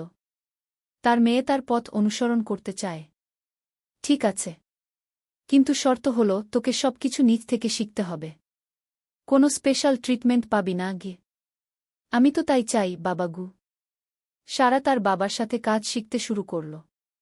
সে দেখল কিভাবে শ্রমিকরা কাজ করে, কিভাবে ম্যাটেরিয়াল বাছাই করতে হয়, কিভাবে একটা প্রজেক্ট ম্যানেজ করতে হয়। সোহেল তাকে কোনো সহজ পথ দিল না। সারাকেও সবার মতো কষ্ট করতে হল। সাইটে রোদে দাঁড়িয়ে থাকতে হল। শ্রমিকদের সাথে কথা বলতে হল। কিন্তু সারা হাল ছাড়ল না। সে তার বাবার মেয়ে। পরিশ্রম করতে জানে। ৩ বছর পর সারা গ্রাজুয়েট হল। সে সোহেলের কোম্পানিতে জুনিয়র প্রজেক্ট ম্যানেজার হিসেবে যোগ দিল। সোহেল ধীরে ধীরে সারাকে বড় দায়িত্ব দিতে শুরু করল। সারা তার বাবার মতোই সৎ, পরিশ্রমী। ২০ অধ্যায়, সমাপ্তি নয়, নতুন শুরু। আরও ৫ বছর পর সোহেল এখন ৬০ বছরের। সে সিদ্ধান্ত নিল, এবার অবসর নেওয়ার সময় এসেছে। কোম্পানির দায়িত্ব সারাকে দেবে। একটা অনুষ্ঠান করা হল। সোহেল আনুষ্ঠানিকভাবে কোম্পানির চেয়ারম্যান পদ থেকে অবসর নিল। সারা হল নতুন ম্যানেজিং ডিরেক্টর। সোহেল তার বক্তব্যে বলল, আমি যখন এই শহরে এসেছিলাম আমার পকেটে ছিল মাত্র ৫,০০০ টাকা, একটা ছোট্ট ব্যাগ, আর অনেক স্বপ্ন। আজ ৪০ বছর পর আমি পেছনে ফিরে তাকাই, দেখি একটা দীর্ঘ পথ। সেই পথে অনেক কষ্ট ছিল, অনেক বাধা ছিল, কিন্তু ছিল অনেক ভালোবাসাও, অনেক মানুষের সাহায্যও। আমি বিশ্বাস করি সফলতা একা আসে না। এটা আসে অনেক মানুষের সমর্থন, ভালোবাসা আর বিশ্বাস নিয়ে। আমি যা কিছু অর্জন করেছি তা আমার একার না। এটা আমার পরিবারের, আমার কর্মচারীদের, আমার বন্ধুদের, সবার। আজ আমি আমার মেয়ে সারার হাতে এই দায়িত্ব তুলে দিচ্ছি। আমি জানি সে আমার চেয়ে ভালো করবে, কারণ সে শিখেছে আমার ভুল থেকে, আমার অভিজ্ঞতা থেকে। অনুষ্ঠান শেষ হল। সবাই চলে গেল। সোহেল আর মিনা অফিসে একা দাঁড়িয়ে রইল। মিনা, মনে আছে আমরা প্রথম কখন দেখা হয়েছিলাম? হ্যাঁ, তোমার সেই ছোট্ট মুদি দোকানে। তুমি বিস্কুট কিনতে এসেছিলে। কে ভেবেছিল সেই দিন থেকে আমাদের এই পর্যস্বপ্নের শহর। প্রথম অধ্যায়, যাত্রা শুরু। সকাল ৭টা বেজে গেছে। ঢাকার কমলাপুর রেলস্টেশনে মানুষের ভিড়। চারদিকে চা বিস্কুট বিক্রেতাদের চিৎকার, ট্রেনের হর্ন আর যাত্রীদের কোলাহল। এই বিশাল ভিড়ের মধ্যে একটা ছোট্ট ব্যাগ হাতে দাঁড়িয়ে আছে সোহেল। বয়স মাত্র ২২। গায়ের রং শ্যামলা, চোখে স্বপ্নের ঝিলিক। ভাইজা, চট্টগ্রামের টিকিট আছে? সোহেল টিকিট কাউন্টারের সামনে দাঁড়িয়ে জিজ্ঞেস করল। আছে। ৩০ টাকা। কাউন্টারের লোকটা উত্তর দিল। সোহেল তার পকেট থেকে টাকা বের করল। মোট ৫,০০০ টাকা। এই টাকা সে জমিয়েছে গত ৩ বছরে রিকশা চালিয়ে। তার স্বপ্ন ছিল চট্টগ্রাম গিয়ে একটা ভালো চাকরি পাওয়া। গ্রামে আর থাকতে চায় না সে। বাবা মারা গেছেন ১০ বছর আগে। মা আর ছোট বোন ঋতুকে নিয়ে সংসার চালাচ্ছিল রিকশা চালিয়ে। কিন্তু এভাবে তো আর সারা জীবন চলবে না। টিকিট কেটে সোহেল প্ল্যাটফর্মে এল। ট্রেন ছাড়বে আর মাত্র ১৫ মিনিট পরে। সে একটা বেঞ্চে বসে পড়ল। ব্যাগটা বুকের কাছে চেপে ধরল। এই ব্যাগে আছে তার সব সম্পদ, কিছু কাপড়, একটা ছোট্ট ফটো ফ্রেমে বাবা মায়ের ছবি, আর কিছু টাকা। কোথায় যাচ্ছেন? পাশে বসা একজন বয়স্ক মানুষ জিজ্ঞেস করলেন। চট্টগ্রাম কাকা। চাকরি খুঁজতে যাচ্ছি কি? সোহেল বিনয়ের সাথে উত্তর দিল। ভালো, তবে শহরে সাবধানে থাকবেন। শহর মানে অনেক সুযোগ, কিন্তু অনেক ফাঁদও আছে। বয়স্ক লোকটা বললেন। সোহেল মাথা নাড়ল। সে জানে শহরের জীবন সহজ না, কিন্তু তার কোনো বিকল্প নেই। গ্রামে রিকশা চালিয়ে মাসে ৩,৫০০ টাকা আয় হতো। তার মধ্যে সংসার চালাতে হতো, বোনের স্কুলের খরচ দিতে হতো, মায়ের ওষুধের খরচ দিতে হতো। কিছুই বাঁচত না। আর এই জীবন থেকে বেরোনোর একটাই পথ, শহরে গিয়ে ভালো কাজ খুঁজে নেওয়া। সোহেল মনে মনে ভাবল তার বাবার কথা। বাবা ছিলেন একজন স্কুল শিক্ষক। খুব সৎ মানুষ ছিলেন। সবসময় বলতেন, সোহেল, তুই লেখাপড়া শিখে বড় মানুষ হবি। আমাদের পরিবারে আর কেউ বড় চাকরি করেনি, তুই করবি। কিন্তু বাবা যখন মারা গেলেন তখন সোহেল মাত্র এসএসসি পরীক্ষা দিয়েছে। ফলাফল ভালো হয়েছিল, জিপিএ অর্ধচতু। কিন্তু বাবার মৃত্যুর পর আর পড়া হল না। পরিবারের দায়িত্ব নিতে হল। ট্রেন ছাড়ল। সোহেল জানালার পাশে বসে বাইরে তাকাল। ধানক্ষেত, নদী, ছোট ছোট গ্রাম, সব পেছনে ফেলে ট্রেন এগিয়ে চল। সোহেলের মনে হল সে যেন তার পুরনো জীবনটাকেও পেছনে ফেলে আসছে। ট্রেনে একজন হকার এসে চা বিক্রি করছিল। সোহেল একটা চা কিনল। 10 টাকা। চা খেতে খেতে সে ভাবছিল, চট্টগ্রাম পৌঁছে কি হবে? করিম মামা তাকে সাহায্য করবেন তো? চাকরি পাওয়া যাবে তো? করিম মামা আসলে সোহেলের খুব দূর সম্পর্কের মামা। সোহেলের দাদির বোনের ছেলে। অনেক বছর আগে গ্রাম ছেড়ে চট্টগ্রামে চলে গিয়েছিলেন। সেখানে একটা কনস্ট্রাকশন কোম্পানিতে কাজ করেন। বছরে একবার দুবার গ্রামে আসতেন। গত বছর যখন এসেছিলেন তখন সোহেলের মাকে বলেছিলেন, সোহেলকে চট্টগ্রাম পাঠান, আমি একটা কাজের ব্যবস্থা করে দেব। সেই কথাতেই ভরসা করে সোহেল আজ এই যাত্রা। দ্বিতীয় অধ্যায়, নতুন শহর। চট্টগ্রাম পৌঁছাতে প্রায় 6 ঘণ্টা লেগে গেল। দুপুর 1টা বাজে। সোহেল স্টেশন থেকে বের হয়ে শহরের রাস্তায় দাঁড়াল। কি বিশাল শহর! এত গাড়ি, এত মানুষ। চারদিকে উঁচু উঁচু বিল্ডিং, দোকানপাট, মানুষের ভিড়। সোহেল কিছুক্ষণ দাঁড়িয়ে থাকল, সব কিছু দেখতে দেখতে। তার মনে হচ্ছিল সে যেন অন্য কোনো পৃথিবীতে এসে পড়েছে। তার পকেটে একটা ছোট্ট কাগজ আছে। সেখানে লেখা একটা ঠিকানা, করিম মিয়া, বাড়ি নং 23, রোড নং 5, আগ্রাবাদ, চট্টগ্রামকে। সোহেল একটা রিকশা ডাকল। কত নেবেন আগ্রাবাদ যেতে? 50 টাকা গু। সোহেল রিকশায় উঠল। রাস্তার দুধারে দোকান, মার্কেট, অফিস, সব কিছু দেখতে দেখতে সে অবাক হয়ে গেল। এত বড় শহর, এত কিছু! গ্রামের সেই ছোট্ট বাজারের সাথে কোনো তুলনাই হয় না। প্রায় আধা ঘণ্টা পর রিকশা একটা পুরনো বাড়ির সামনে থামল। 3 তলা বাড়ি, কিন্তু রং উঠে গেছে। সিঁড়ি দিয়ে উঠে 3য় তলায় করিম মামার ফ্ল্যাটে নক করল। দরজা খুলল এক মধ্যবয়সী মহিলা। কে? আসসালামু আলাইকুম আপা। আমি সোহেল। নোয়াখালীর গ্রাম থেকে এসেছি। করিম মামা বাড়িতে আছেন? মহিলা তাকে মাথা থেকে পা পর্যন্ত দেখল। করিম তো অফিসে গেছে। তুমি কে? কোথা থেকে এসেছ? সোহেল সব খুলে বলল। মহিলা তাকে ভেতরে ঢুকতে দিল। বসো। করিম সন্ধ্যায় ফিরবে গু। ফ্ল্যাটটা ছোট। 2টো রুম, একটা ছোট্ট রান্নাঘর আর একটা বাথরুম। কিন্তু সোহেলের কাছে খুব সুন্দর লাগল। গ্রামের সেই টিনের ঘরের চেয়ে তো অনেক ভালো। মহিলা তার নাম জানাল, সালমা। করিম মামার স্ত্রী। তাদের 2টো ছেলে, একজন ক্লাস 8-এ পড়ে, আরেকজন ক্লাস 5-এ। খেয়েছ? সালমা আপা জিজ্ঞেস করল। না আপা গু। অপেক্ষা করো। ভাত আছে, মাছ আছে। খাও। সোহেল প্রথমে রাজি হতে চাইল না, কিন্তু খুব খিদে পেয়েছিল। সকাল থেকে শুধু একটা চা আর বিস্কুট খেয়েছে। খাওয়া দাওয়ার পর সোহেল বসে রইল। সালমা আপা তাকে গল্প করতে লাগল। তোমার মা কেমন আছেন? তোমার বোন? ভালো আছে আপা। মার একটু গেটে বাত আছে। ওষুধ খাচ্ছেন। বোন স্কুলে পড়ে কু। তুমি কি করতে চাও এখানে? চাকরি খুঁজছি আপা। যে কোনো কাজ করব। বাসায় মা আর বোনকে টাকা পাঠাতে হবে। সালমা আপা মাথা নাড়ল। করিম তোমার জন্য কিছু একটা করবে। সে ভালো মানুষ গ। সারাদিন অপেক্ষা করু সোহেল। সন্ধ্যা 6টায় করিম মামা ফিরলেন। 50-এর কাছাকাছি বয়স, কালো রঙের প্যান্ট শার্ট পরা, হাতে একটা ব্যাগ। আরে সোহেল, কবে এলি? করিম মামা খুশি হয়ে বললেন। আজ সকালে মামা গু। করিম মামা তাকে জড়িয়ে ধরলেন। অনেকদিন পর দেখলাম। কেমন আছিস? ভালো আছি মামা গি। ভালো করেছিস এসে। এখানে অনেক সুযোগ আছে। তোর জন্য একটা কাজের ব্যবস্থা করে দেব। তবে প্রথমে কয়েকদিন এখানে থাক। শহরটা একটু চিনে নে। তারপর কাজে যোগ দিবি। সোহেলের মনে আসার আলো জ্বল। সে ভাবল হয়তো তার ভাগ্য এবার পাল্টাবে। তৃতীয় অধ্যায়, প্রথম চাকরি। এক সপ্তাহ পরে করিম মামা সোহেলকে তার কোম্পানিতে নিয়ে গেলেন। কোম্পানির নাম আলামিন কনস্ট্রাকশন। অফিসটা শহরের কেন্দ্রে ৫ তলা একটা বিল্ডিংয়ের দোতলায়। মালিক আলী সাহেব, ৫০-এর কাছাকাছি বয়স, মোটা চেহারা, চোখে সোনার ফ্রেমের চশমা।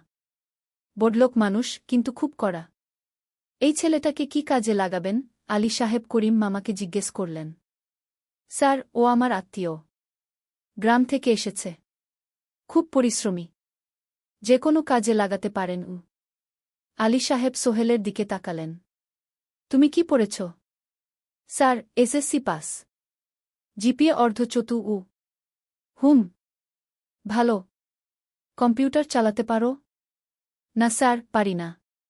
কিন্তু শিখতে চাই উ। আলী সাহেব একটু ভাবলেন। ঠিক আছে। তোমাকে অফিসের কাজে রাখব। ফাইল গুছানো, চা বানানো, কাগজপত্র নিয়ে যাওয়া, না এসব। মাসে ৫,০০০ টাকা। রাজি আছো? জি স্যার। সোহেল খুশি হয়ে গেল। ৫,০০০ টাকা। রিকশা চালিয়ে ৩,৫০০ পেত। এখানে ৫,০০০। কাজ শুরু হলো পরদিন থেকে। সকাল ৮টায় অফিসে যেতে হয়, ফিরতে হয় সন্ধ্যা ৭টায়। প্রথম দিন সোহেল ঘুম থেকে উঠল ভোর ৫টায়। তৈরি হয়ে ৭:৩০টায় অফিসের উদ্দেশ্যে বের হল। করিম মামার বাড়ি থেকে অফিস প্রায় ৫ কিলোমিটার। বাসে যেতে হয়। অফিসে পৌঁছে সোহেল দেখল সেই প্রথম আলী সাহেব এখনও আসেননি। অফিস খোলা ছিল না। ৮-১০ মিনিট পর একজন লোক এসে অফিস খুল। তুমি নতুন? জি। আমি সোহেল গু। আমি জাহিদ, অ্যাসিস্ট্যান্ট ম্যানেজার। এসো উ। জাহিদ ভাই সোহেলকে সব কিছু দেখাল। অফিসে মোট ৬ জন কর্মচারী। ২ জন ইঞ্জিনিয়ার, একজন অ্যাকাউন্ট্যান্ট, একজন অ্যাসিস্ট্যান্ট ম্যানেজার, জাহিদ ভাই, একজন রিসেপশনিস্ট, আর এখন সোহেল। সোহেলের কাজ শুরু হলো চা বানানো দিয়ে। তারপর অফিস পরিষ্কার করা, ফাইল গুছানো, কাগজপত্র এক জায়গা থেকে আরেক জায়গায় নিয়ে যাওয়া। কাজ কঠিন না, কিন্তু সারাদিন দৌড়ঝাঁপ করতে হয়। দুপুরে খাবারের জন্য আধা ঘণ্টা বিরতি। সোহেল একটা ছোট হোটেলে গিয়ে ভাতরাল তরকারি খেল। ৫০ টাকা। সন্ধ্যায় অফিস বন্ধ হল। সোহেল ক্লান্ত হয়ে বাসায় ফিরল। কেমন লাগল প্রথম দিন? করিম মামা জিজ্ঞেস করলেন। ভালো মামা। অনেক কিছু শিখলাম ঘ। প্রথম মাসের শেষে সোহেল বেতন পেল ৫,০০০ টাকা। সে ৩,০০০ টাকা মাকে পাঠাল। মা ফোনে কাঁদতে লাগলেন। আল্লাহ তোকে ভালো রাখুক সোহেল উ। সোহেলের চোখেও জল এল। তার মনে হল সে একটা বড় কাজ করতে পেরেছে। চতুর্থ অধ্যায়, শহরের জীবন। ৩ মাস কেটে গেল। সোহেল এখন শহরের সাথে মিশে গেছে। প্রতিদিন অফিসে যাও আসার পথে সে দেখে হাজারো মানুষের জীবন। কেউ সফল, কেউ ব্যর্থ। কিন্তু সবাই চলছে নিজের পথে। সোহেল অফিসের কাজের পাশাপাশি কম্পিউটার শেখার চেষ্টা করছে। অফিসে একটা কম্পিউটার আছে। যখন কেউ ব্যবহার করে না, তখন সোহেল একটু একটু শিখার চেষ্টা করে। জাহিদ ভাই তাকে সাহায্য করেন। সোহেল, তুমি যদি কম্পিউটার ভালোভাবে শিখতে পারো, তাহলে তোমার ভবিষ্যৎ উজ্জ্বল। জাহিদ ভাই একদিন বললেন। কিভাবে শিখব ভাই? ট্রেনিং সেন্টারে যাও। সন্ধ্যায় ক্লাস আছে। মাসে ২,০০০ টাকা লাগবে গি। সোহেল ভাবল। ২,০০০ টাকা অনেক। কিন্তু এটা বিনিয়োগ। ভবিষ্যতের জন্য। সে একটা ট্রেনিং সেন্টারে ভর্তি হল। সপ্তাহে ৩ দিন, সন্ধ্যা ৭:৩০ থেকে রাত ৯টা পর্যন্ত ক্লাস। কম্পিউটারের basic, MS Word, Excel, PowerPoint, internet ব্যবহার। একদিন অফিস থেকে ফেরার সময় সোহেল একটা দোকানে চা খেতে গেল। দোকানের পাশেই একটা ছোট্ট মুদি দোকান। সেখানে একটা মেয়ে বসে আছে। বয়স হবে ২০-এর কাছাকাছি। সাদাসিধে চেহারা, সাদা শাড়ি পরা, কিন্তু চোখে এক ধরনের দৃঢ়তা। ভাইজা, এক প্যাকেট বিস্কুট দেন কি? সোহেল বলল। মেয়েটা বিস্কুট দিল। ২০ টাকা। সোহেল টাকা দিয়ে যাচ্ছিল, হঠাৎ মেয়েটা বলল, আপনি নতুন এসেছেন এই এলাকায়, তাই না? হ্যাঁ। ৩ মাস হল। কিভাবে বুঝলেন? আপনার চেহারা দেখেই বোঝা যায়। এখনও গ্রামের ছোঁয়া আছে। আর আপনি প্রতিদিন এই পথ দিয়ে যান। দেখেছি কি? মেয়েটা হাসল।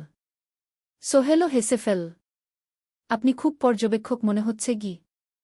জীবনে অনেক কিছু দেখেছি, তাই মানুষকে চিনতে শিখেছি।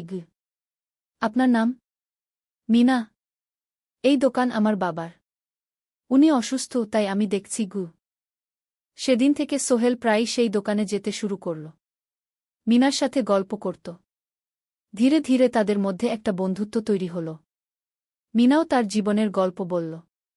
মিনার মা মারা গেছেন যখন সে মাত্র 7 বছরের। বাবা আব্দুল হামিদ একা হাতে মিনাকে বড় করেছেন। মুদি দোকান দিয়ে সংসার চালান। মিনা কলেজে পড়ে, অনার্স সেকেন্ড ইয়ার। সকালে কলেজে যায়, দুপুরে ফিরে এসে দোকান সামলায়। বাবার হার্টের সমস্যা আছে, তাই ভারী কাজ করতে পারেন না।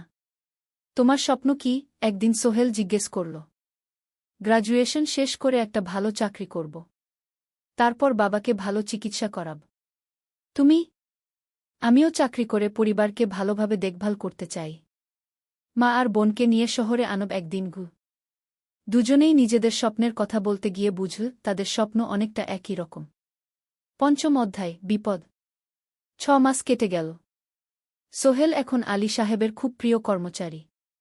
সে শুধু চা বিস্কুট দেওয়ার কাজই করে না, এখন কম্পিউটারেও কিছু কাজ শিখেছে। ছোটখাটো টাইপিং, ডেটা এন্ট্রি এসব করতে পারে। আলী সাহেব খুশি হয়ে তার বেতন বাড়িয়ে ৮,০০০ টাকা করে দিয়েছেন। একদিন রাতে সোহেল অফিস থেকে ফিরছিল। সেদিন একটু দেরি হয়ে গেছে। রাত প্রায় ৯টা। সাধারণত সোহেল সন্ধ্যা ৭:৩০টায় ফিরে। কিন্তু সেদিন অফিসে একটা জরুরি কাজ ছিল। বাস থেকে নেমে সোহেল বাড়ির দিকে হাঁটছিল। হঠাৎ একটা অন্ধকার গলিতে ৩ জন লোক তাকে ঘিরে ধরল।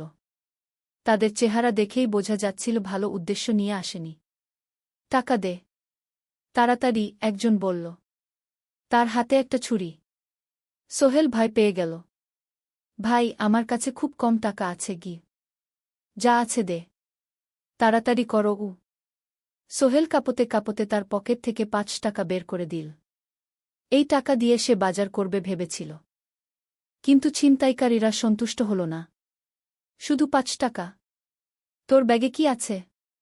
তারা সোহেলের ব্যাগ কেড়ে নিল।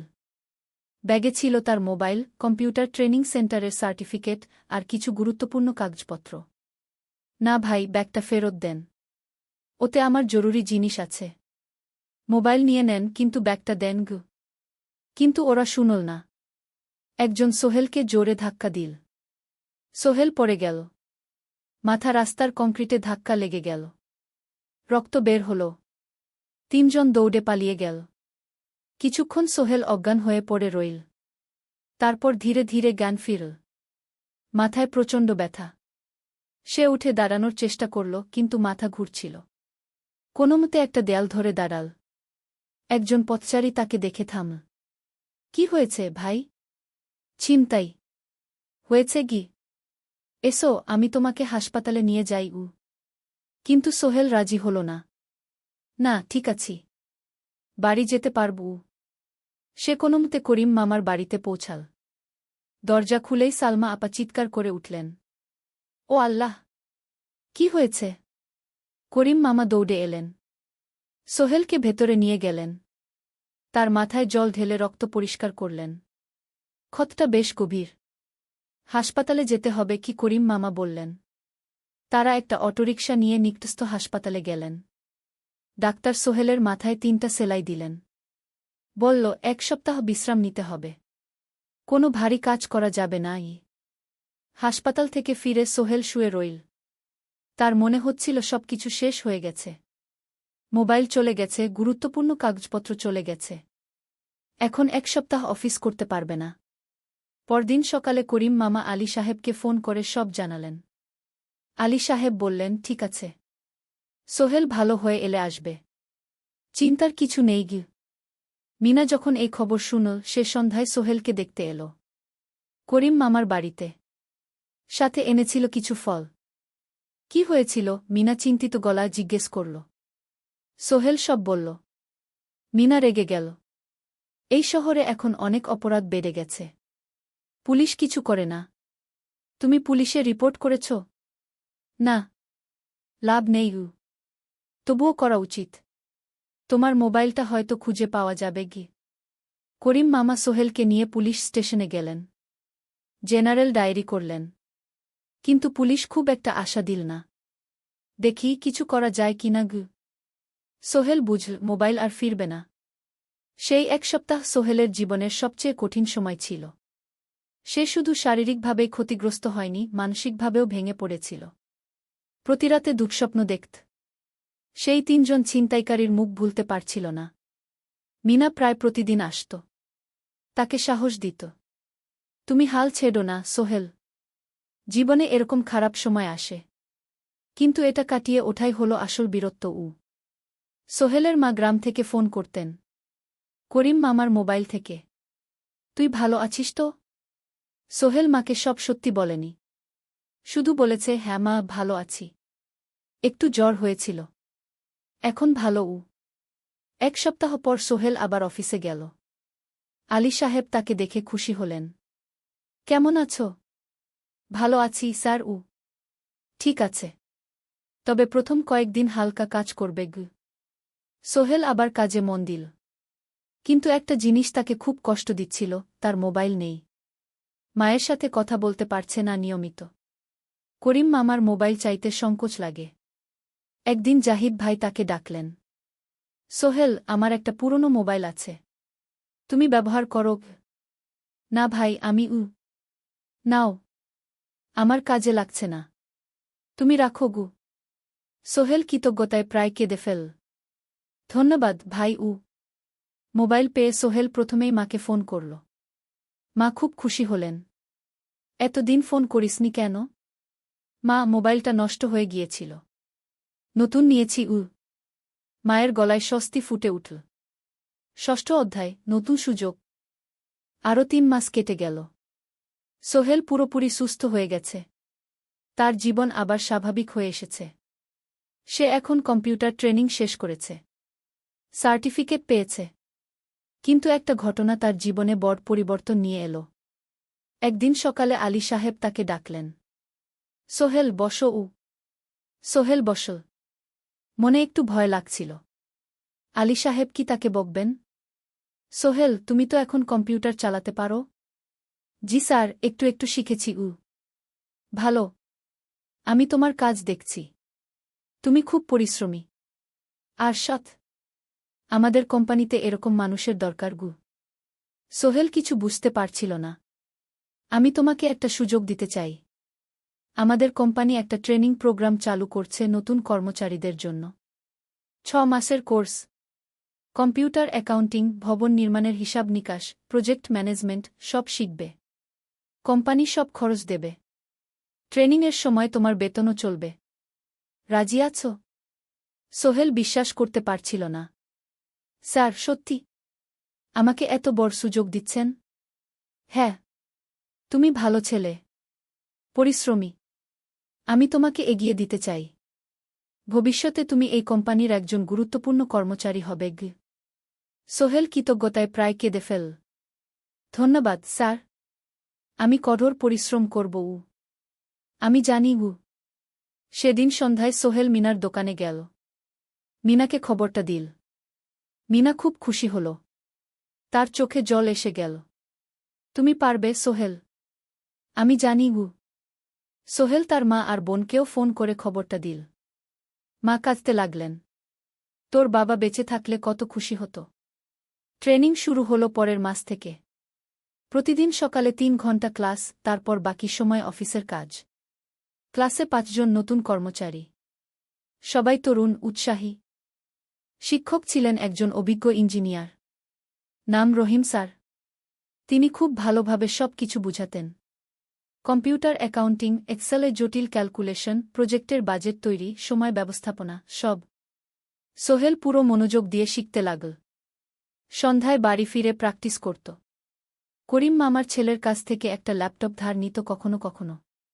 ৬ মাস পরে ট্রেনিং শেষ হল। সবাই সার্টিফিকেট পেল। আলী সাহেব একটা অনুষ্ঠান করলেন। সোহেল সেরা পারফর্মার হিসেবে একটা বিশেষ পুরস্কার পেল, ৫,০০০ টাকা বোনাস। আলী সাহেব ঘোষণা করলেন, সোহেল, আজ থেকে তুমি আমাদের জুনিয়র অ্যাকাউন্ট অ্যাসিস্ট্যান্ট। তোমার বেতন ১৫,০০০ টাকা। সোহেল অবাক হয়ে গেল। ৮,০০০ থেকে ১৫,০০০। প্রায় দ্বিগুণ। সেদিন রাতে সোহেল ঘুমাতেই পারল না।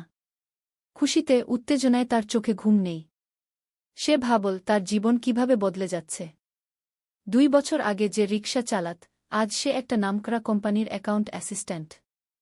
7ম অধ্যায়, প্রেম ও প্রস্তাব। 1.5 বছর হয়ে গেল সোহেলের চট্টগ্রাম আসার। সে এখন একজন সফল যুবক। তার মা গ্রামে খুব খুশি। প্রতি মাসে সোহেল 10,000 টাকা পাঠায়। ছোট বোন ঋতু এখন কলেজে ভর্তি হয়েছে সোহেলের পাঠানো টাকায়। মায়ের চিকিৎসাও ভালোভাবে হচ্ছে। মিনার সাথে সোহেলের সম্পর্ক এখন আর শুধু বন্ধুত্ব নয়। দুজন দুজনকে ভালোবাসে।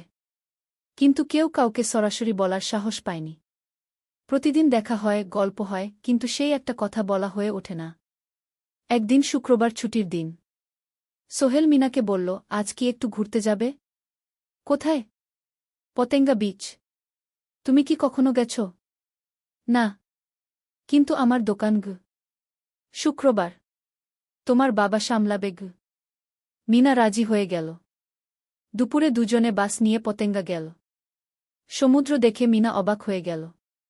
কি সুন্দর! দুজনে বালিতে বসল। ঢেউয়ের শব্দ শুনতে শুনতে গল্প করছিল। হঠাৎ সোহেল বলল, মিনা, তোমার সাথে কিছু বলার ছিল। বলো। সোহেল একটা লম্বা শ্বাস নিল। তুমি জানো, আমি তোমাকে ভালোবাসি। মিনা হাসল। তার চোখ ভিজে গেল। জানি। আমিও তোমাকে ভালোবাসি, সোহেল। সোহেল অবাক হয়ে গেল। সত্যি? হ্যাঁ। অনেকদিন ধরেই জানি। তুমি আমার জীবনে এসে সব কিছু বদলে দিয়েছ। তোমার সাথে থাকলে আমার মনে হয় আমি যে কোনো কিছু করতে পারব। দুজনে কিছুক্ষণ চুপ করে বসে রইল। সমুদ্রের ঢেউ এসে পায়ে লাগছিল। সূর্য পশ্চিমে ঢলে পড়ছে। আকাশ লালকুমলা হয়ে গেছে। কিন্তু আমার বাবার সাথে কথা বলতে হবে, কি মিনা বলল। আমি তৈরি। যখন বলবে তখন বলব। পরের সপ্তাহে সোহেল মিনার বাবার সাথে কথা বলল। আব্দুল হামিদ সাহেব প্রথমে একটু দ্বিধা করলেন। তুমি কোনো পরিবারের ছেলে? তোমার বাবা কি করতেন? সোহেল সব সত্যি বলল। তার বাবা ছিলেন স্কুল শিক্ষক। মারা গেছেন 10 বছর আগে। মা গ্রামে থাকেন। ছোট বোন কলেজে পড়ে। তুমি নিজে কি করো? আমি আলামিন কনস্ট্রাকশন কোম্পানিতে জুনিয়র অ্যাকাউন্ট অ্যাসিস্ট্যান্ট। মাসে 15,000 টাকা বেতন। আব্দুল হামিদ সাহেব ভাবলেন। তারপর বললেন, দেখো, মিনা আমার একমাত্র সন্তান। তার মা নেই। আমি একা তাকে বড় করেছি। আমি চাই মিনা একজন ভালো ছেলের সাথে বিয়ে হোক। তুমি দেখতে ভালো ছেলে মনে হচ্ছে। কিন্তু আমাকে তোমার মায়ের সাথে দেখা করতে হবে। তোমার পরিবারকে জানতে হবে। জি আঙ্কেল। আমি ব্যবস্থা করছি। সোহেল খুশিতে আটখানা। সে সেদিন রাতেই তার মাকে ফোন করল। মাকে সব বলল। মা প্রথমে অবাক হলেন। তারপর খুশি হলেন। মিনা মেয়েটা কেমন? খুব ভালো, মা। তুমি দেখলে পছন্দ করবে। ঠিক আছে। আমি আর ঋতু আসছি চট্টগ্রাম। 2 সপ্তাহ পর সোহেলের মা আর বোন চট্টগ্রাম এলো। সোহেল তাদের নিয়ে মিনার বাড়িতে গেল। 2 পরিবার একসাথে বসল।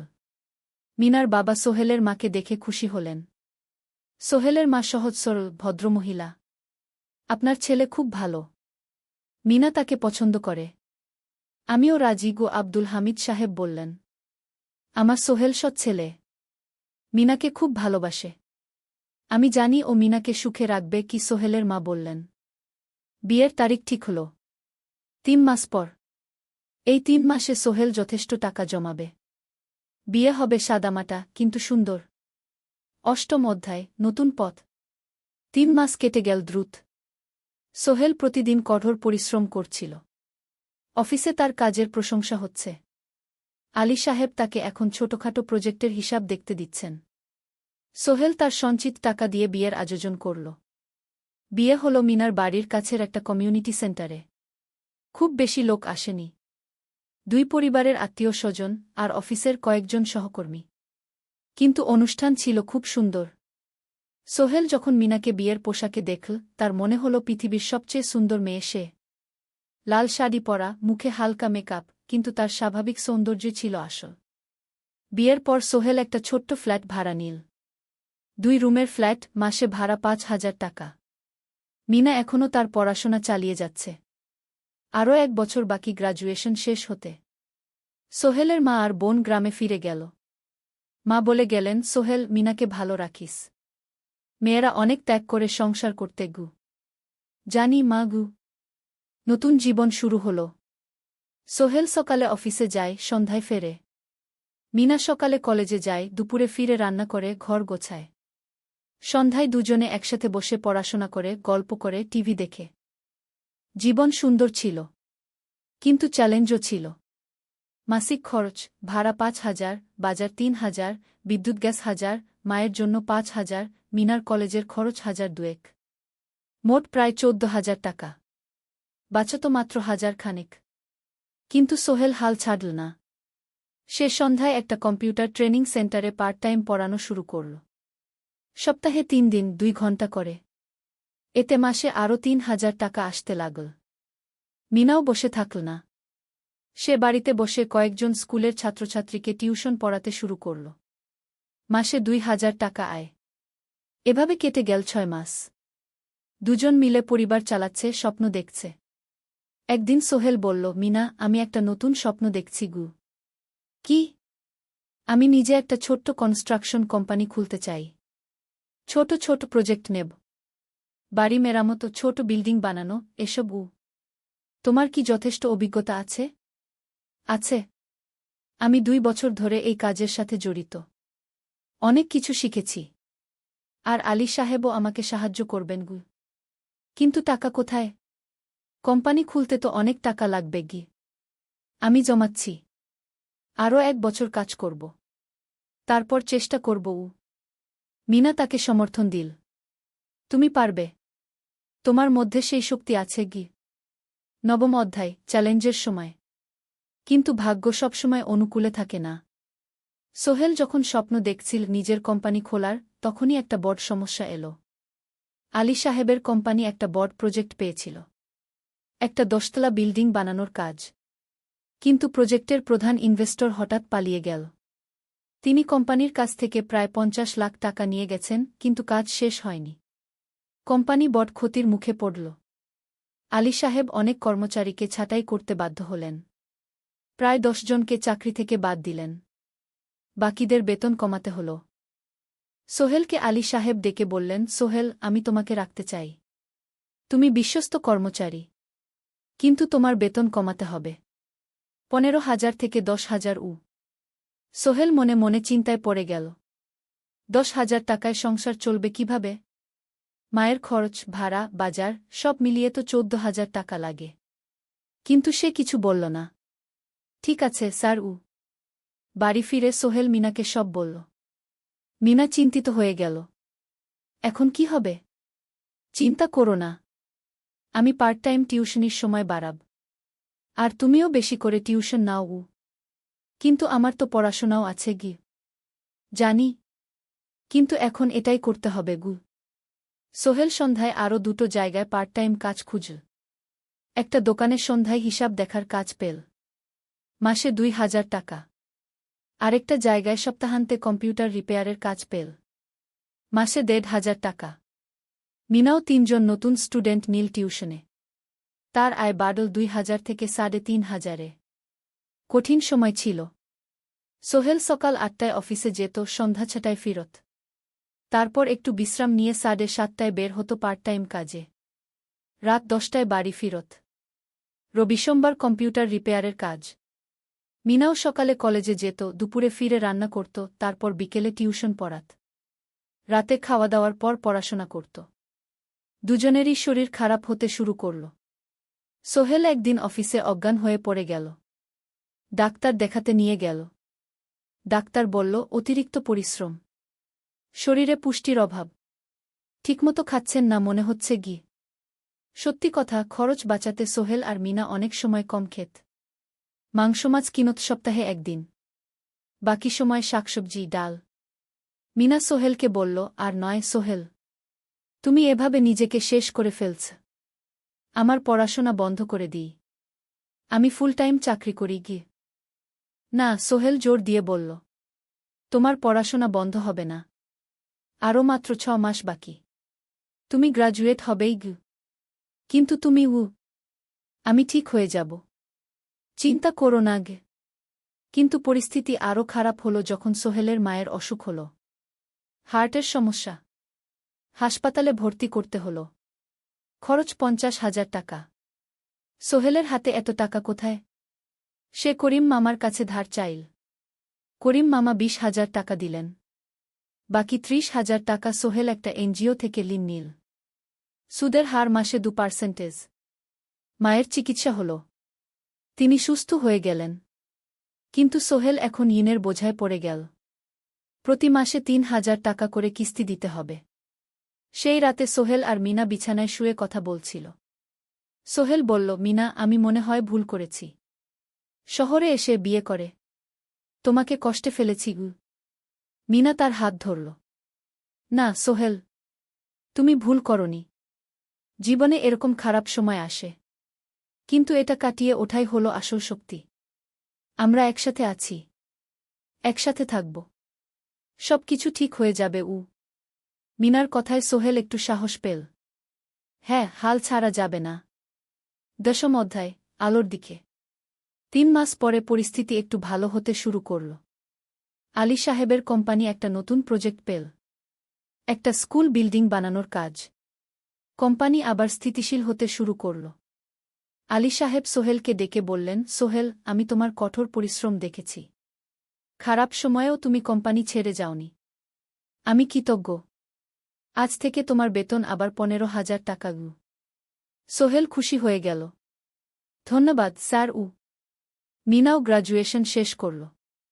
ভালো ফলাফল করল। সে এখন চাকরি খুঁজছে। একদিন মিনা একটা প্রাইভেট স্কুলে শিক্ষিকার ইন্টারভিউ দিতে গেল।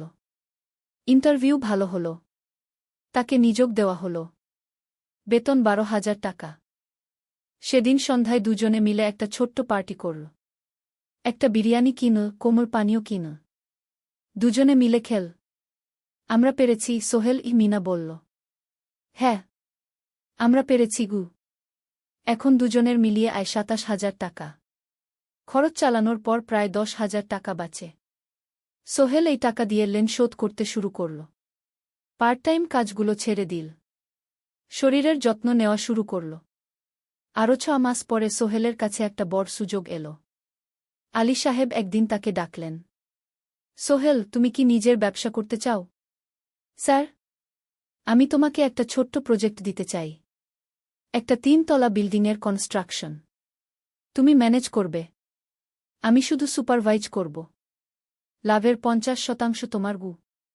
সোহেল ভাবল, এটা একটা বড় সুযোগ, কিন্তু ঝুঁকিও আছে।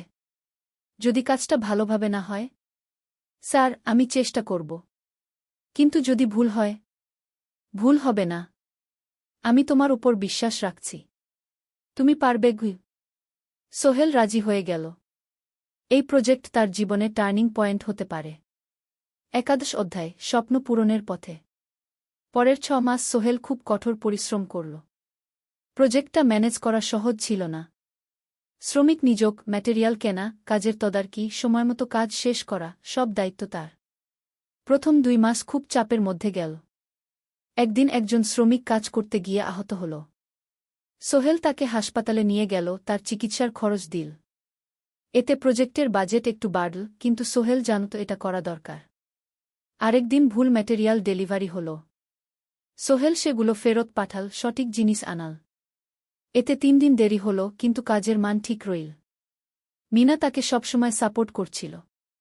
সে এখন চাকরিতে স্থিতিশীল। স্কুলের বাচ্চারা তাকে পছন্দ করে। প্রিন্সিপাল তার কাজে খুশি। প্রজেক্ট শেষ হল 6 মাসে। সময়মতো, বাজেটের মধ্যে। বিল্ডিংয়ের মালিক খুব খুশি হলেন। তিনি আলী সাহেবকে ধন্যবাদ দিলেন। আলী সাহেব বললেন, ধন্যবাদ আমাকে না, এই ছেলেকে দিন। সোহেল পুরো প্রজেক্ট ম্যানেজ করেছে গু। প্রজেক্ট থেকে মোট লাভ হল 3 লাখ টাকা। সোহেল পেল 1.5 লাখ টাকা। তার জীবনে এত টাকা এই প্রথম। সে করিম মামার ঋণ শোধ করল। এনজিওর বাকি ঋণ শোধ করল। তারপর তার মাকে 50,000 টাকা পাঠাল। মা দিয়ে গ্রামের বাড়িটা একটু মেরামত করাল, বোন ঋতুর জন্য একটা ল্যাপটপ কিনল। বাকি টাকা দিয়ে সোহেল একটা ব্যাংক অ্যাকাউন্টে জমা রাখল ভবিষ্যতের জন্য। আলী সাহেব সোহেলকে আরও 2টো প্রজেক্ট দিলেন। এবার একটু বড়। সোহেল আত্মবিশ্বাসের সাথে সেগুলোও শেষ করল। 2 বছর পরে সোহেল সিদ্ধান্ত নিল, এবার নিজের কোম্পানি খোলার সময় এসেছে। দ্বাদশ অধ্যায়, নতুন শুরু। সোহেল তার সব জমানো টাকা দিয়ে একটা ছোট্ট অফিস ভাড়া নিল। 2 রুমের অফিস। একটা রুমে কাজের জায়গা, আরেকটায় ছোট্ট মিটিং রুম। অফিসের সামনে একটা বোর্ড লাগাল, Sohel construction and development. Mina তাকে সাহায্য করছিল। সে অফিসের অ্যাকাউন্টস দেখত সন্ধ্যায় স্কুল থেকে ফিরে। 2জন মিলে একটা টিম। প্রথমে ছোট ছোট কাজ নিল। বাড়ি মেরামত, দোকান সংস্কার, ছোট বিল্ডিং কনস্ট্রাকশন। কাজের মান ভালো রাখার চেষ্টা করল। সময়মতো শেষ করল। দাম ন্যায্য রাখল। ধীরে ধীরে সোহেলের সুনাম ছড়িয়ে পড়ল। মানুষ তাকে বিশ্বাস করত। তার কাছে নতুন নতুন কাজ আসতে লাগল।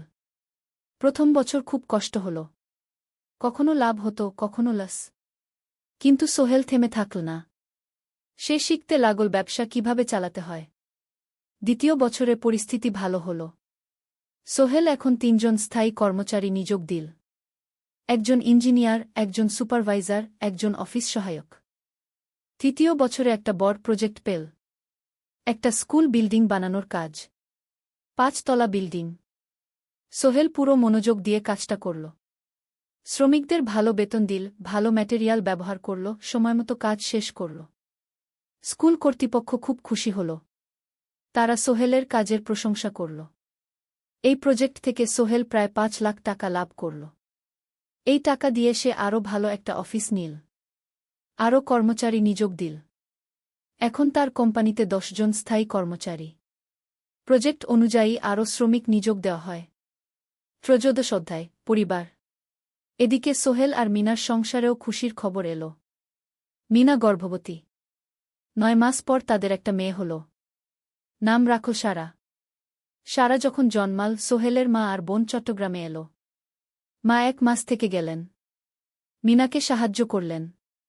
সোহেল এখন একটা বড় ফ্ল্যাট ভাড়া নিয়েছে। 3 রুমের ফ্ল্যাট। একটা রুমে সোহেল, মিনা, একটায় সারা, আরেকটায় অতিথি রুম। মায়ের জন্য সোহেল সিদ্ধান্ত নিল তাকে চট্টগ্রামে নিয়ে আসবে। গ্রামে একা থাকা ঠিক না। কিন্তু মা রাজি হলেন না।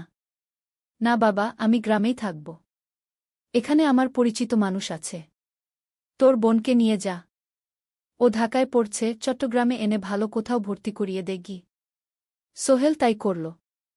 ঋতুকে চট্টগ্রাম বিশ্ববিদ্যালয়ে ভর্তি করিয়ে দিল। ঋতু এখন সোহেলের ফ্ল্যাটে থাকে, বিশ্ববিদ্যালয়ে পড়ে। সোহেলের মনে হল তার জীবন এখন পরিপূর্ণ। স্ত্রী, মেয়ে, বোন সবাই তার কাছে। ব্যবসা ভালো চলছে। মা গ্রামে সুখে আছেন। চতুর্দশ অধ্যায়, সফলতার শিখরে। 5 বছর কেটে গেল। সোহেল এখন একজন সফল উদ্যোক্তা। তার কোম্পানি কি সোহেল কনস্ট্রাকশন অ্যান্ড ডেভেলপমেন্ট এখন চট্টগ্রামে বেশ পরিচিত। প্রায় 30 জন কর্মচারী তার অধীনে কাজ করে। সোহেল এখন শুধু ছোট প্রজেক্ট করে না, বড় বড় প্রজেক্টও করে। একটা 8 তলা বিজনেস কমপ্লেক্স বানানোর কাজ পেয়েছে। একটা হাসপাতাল বিল্ডিং বানাচ্ছে। মিনা এখনও স্কুলে পড়ায়। সে এখন ভাইস প্রিন্সিপাল। সাথে সোহেলের কোম্পানির অ্যাকাউন্টস ম্যানেজার। 2জন মিলে ব্যবসা চালা। সারা এখন 4 বছরের। স্কুলে ভর্তি হয়েছে। খুব চালাক মেয়ে। ঋতু বিশ্ববিদ্যালয় থেকে গ্রাজুয়েট হয়ে একটা ব্যাংকে চাকরি পেয়েছে। একদিন আলী সাহেব